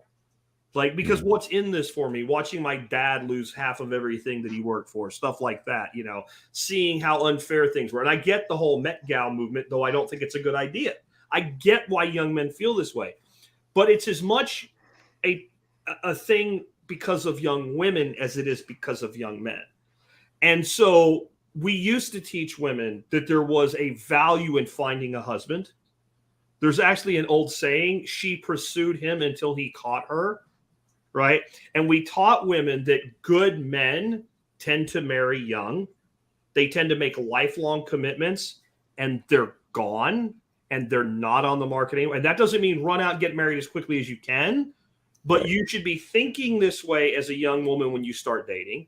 As fathers, we should model proper behavior by taking our daughters out and doing things with them in a proper way so they can see how they should be treated. And one of the things I think that really hurts, and I know men mean well when they do it, but saying things like, you won't date until you're 22. Any guy that comes in here, I'm going to stomp his butt or whatever, right? Okay, so what you're saying to your daughter is that men are bad, right? That men should be stayed away from. You can't trust men. That's what you're saying to your daughter when you say things like that. Instead of saying, what I want for you when you grow up is to find someone who will love you as much as I do. That's a very different message. And by not teaching young girls the value of marriage as women, don't be surprised when you get what we have. Right. That dating your daughters. I have 7 daughters. My youngest You is got a lot of dating to do, dude. Dude, okay. So our youngest boy, he's like 17 months, but then we got 7 daughters above that. Okay. And it's tough to do it every month, but people that are listening, just think about what Jack's saying and check this out. Once a month, take your kids somewhere just one-on-one.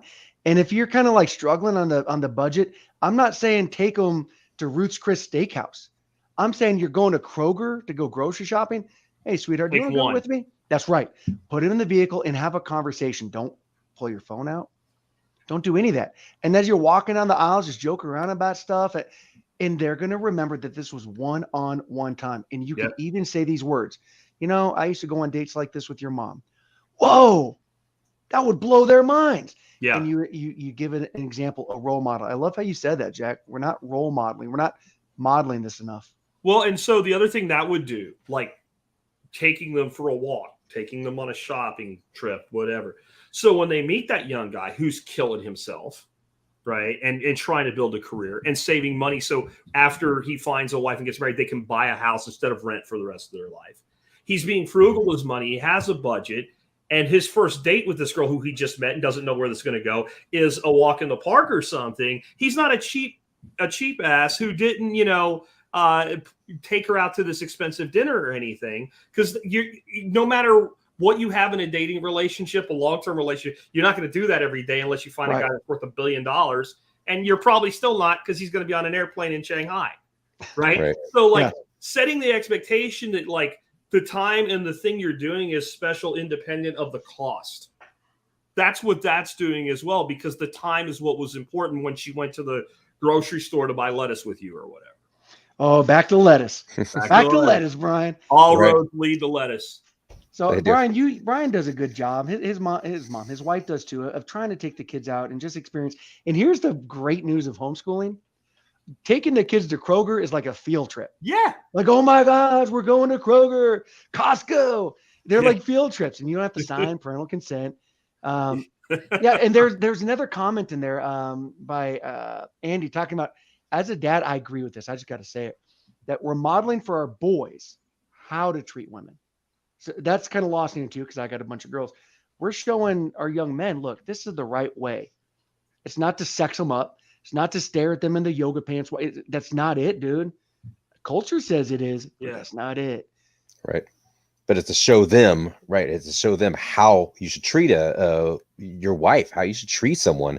And at the same time, showing your girls that, hey, this is how you should be treated. Yeah. I think so they're not jumping into relationships that they shouldn't be in. Kind of drive into the head of young men too. Every girl you ever meet is somebody's sister, somebody's daughter. Right. So think about that, And I'm not prudish at all or anything, but like respect doesn't require that. Like, be respectful, be honest. Because what we have today is a dadgone disaster. I appreciate what you guys are doing. Tell people again about the website, what you do, the lessons they can get, what they can subscribe to, all of that stuff. Sure. When you go to these16things.com, and that's 16, so these16things.com, there will be probably a pop-up box that comes up. You can enter your email address. If it's not there, it's at the bottom of pretty much every page. And sign up for the email. There's no money. We're not asking people to pay to sign up, nothing like that. Just sign up and magically you'll get emails Mondays and Thursdays with these lessons. And each week they're on the same topic. So the Monday lesson would be kind of an introduction, maybe, hey, sit down, talk with your kids about this. And then Thursday, maybe a little more in depth of, maybe specifics, talk about this, ask them these questions, or do this thing. Or when we get to the cooking, cook this meal. Maybe by next Monday, try to have your kids cook this meal. And if we're going to do that, we're going to put the instructions in there. That's one of the first lessons. We did something on cooking, but just try to do this by Monday. And again, if you skip a lesson, no big deal. We all get busy some weeks and just don't have the time to get to it. So move on to the next one. Or if you want to go back to it, go back to it. But if not, that's fine. Just move on. So I'm doing the one for this week. And on Monday, we kick one out about leading and following. But before you want to be a good leader, you should probably learn how to follow. But even before that, learn how to serve. So that's what this week's about. On Thursday, I recorded kind of an interesting video with the kids at the house, but nothing fancy. Just here's some ideas. Here's a YouTube video. Go with it. Dude, try it at the house. Really, really simple. Yeah. Ending on this, when you say to serve, that's another part of why it bothers me to feel the way I do about the military right now. I really think that we need some sort of national service option for our children. And I don't even think I'm opposed to it as a libertarian anarchist, but I don't necessarily think it would be terrible if there was some level of mandatory service, just so people can learn what service is. I don't know how to rectify that against my ethical objection to it, but I can't deny that society might not be better if we had an entire generation that knew what service was, because I damn sure know that my grandparents' generation knew what service was. Yep. They had a real understanding of it, because that generation, almost all the men served in World War II. And a lot of people that didn't, that were too old, maybe served in civilian conservation corps. And there was a difference in that generation. A lot of things we're talking about today, our grandparents or our great grandparents, depending on our age, would go, what? You have to teach people that? What do you mean you have to teach people that? And I think the reason wasn't that they were taught it, because it was just modeled. Right. It was just modeled. And I do believe that we behave the way that things are modeled. And that is true when they're good or bad. You mentioned earlier about if you grew up in the South in before the Civil War, no matter who you were taught that slavery wasn't just right, but it was moral, it was ethical. The Bible says you're supposed to do it. And you can stand here in the present and judge that person in the past, but you can't be them in the past. You have no idea what you would have thought if from the time you were born, the person you trusted the most taught you that this was a good thing and that it was necessary for a society to function, what you would have thought when you were 25 years old. You have no idea. I remember Jordan Peterson had this thing where he was talking about the dangers of things like Nazism. And he was talking about how if you were around in the 1930s in Germany, you might have joined right in. You might have thought it was great. You might have had a lot of fun doing it. And he was really attacked from some haters that he's advocating this. No, he was pointing out the danger of being raised in a society that has accepted a cruelty or an absurdity as truth, and that the majority of people will believe it because they have not known an alternative. And so what, to me, we've talked about most today is providing the alternative, not just by what we teach, but what we do and how we act.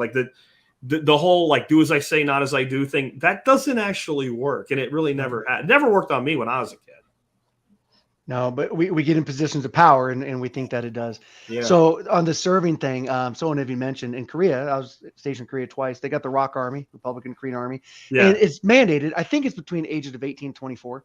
Yeah. But how do you reconcile? You want people to learn how to serve, so you almost want to make it mandated. Yeah. But on the other side, no, I'm against forcing anything. So this week we're just talking about serving.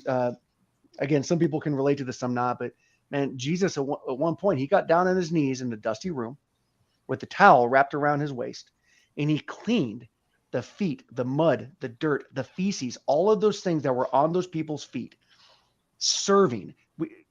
Until we can learn how to serve others, it's hard to build relationships with others because it's selfish.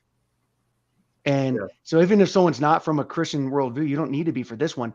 When we learn how to serve others, we're not as selfish. And I think that's a measure of success for our kids. That's a piece of it. So, yeah. Right. Yeah. I think Italy has some sort of mandatory service, but like there's options. That's right. You can go in the military. You can go do like some level of like, kind of like, it's almost like Peace Corps level medical stuff, but you're doing it domestically. Sometimes you're doing it overseas. Like they have like a lot of choice in the matter, but there's some level of service to the higher level. And again, I can't actually advocate for that, but what I would like to see is more options for people that want to, and then an encouragement by society to do so. Yeah.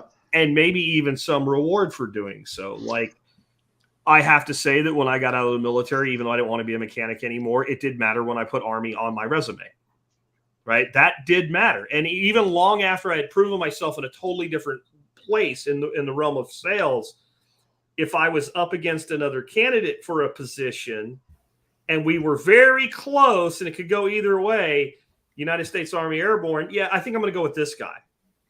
And so I would like to see more initiatives out there to create service options that come along with clout like that. Like, you know, you got Scouts and Eagle Scouting, but then that whole thing has gone toilet bowl. That way to the left. Which way is to the left? Yeah, and the one thing we can control in all of these, like you mentioned, Italy and Korea, there's one thing we can control, and that is modeling in our own homes, serving others. That is in our control. Yeah, I have a family member, and their kids grew up in the church and youth groups and all, and they would do these missions, and they would go out to like West Texas, and that's good and all, but I was always like, isn't there some people you could help like right over there? That's a great point. That's a great like conversation. Maybe you should be helping people in your neighborhood, or since your neighborhood's pretty good, in your city or your county. And I'm not condemning what you're doing. I'm just pointing out that like driving past all these people that are neighbors that need help, to go help somebody over there. That's a great conversation. Sometimes the mission trip to the Dominican Republic is not the best thing. It's your neighbor, your elderly neighbor that just needs her yard mowed. At least they were still in Texas, you know. I mean, you know, right. The Dominican Republic, and I get why they do it too, because the kids get a sense of adventure and they go out. And all. Yeah, like, it's like there's people all over the place that could use your help. And why don't you ask at the church on Sunday, is there anybody who has something broken at their house that they just can't fix? I bet you some old lady's going to go to her house and fix your house. I heard on Twitter. It's trending. Hashtag Jack for Congress. So me, that's got to be Dorsey. Might be you. I don't know. No, I don't want to be in Congress. I'm not getting. I'll tell you why I'm not getting into Congress. Episode 1, episode 2, episode 3, episode 4. Today we're on episode 3274. But yeah, I would like to see more done with service for our youth. I love what you guys are doing, what you guys are teaching. Everybody should get over to these16things.com. Get on over there and sign up for the daily lessons and get involved and model these behaviors with your kids. I will have a link to that. They also have a YouTube channel. I'll have a link to in the audio notes. There is a link right down in the video notes if you're watching the live stream, and you can use that about an hour from right now. The audio side will be up, and you'll be able to get that. Thanks, guys, for joining us today. Thank you for having us. This has been awesome. Yeah, thanks, brother.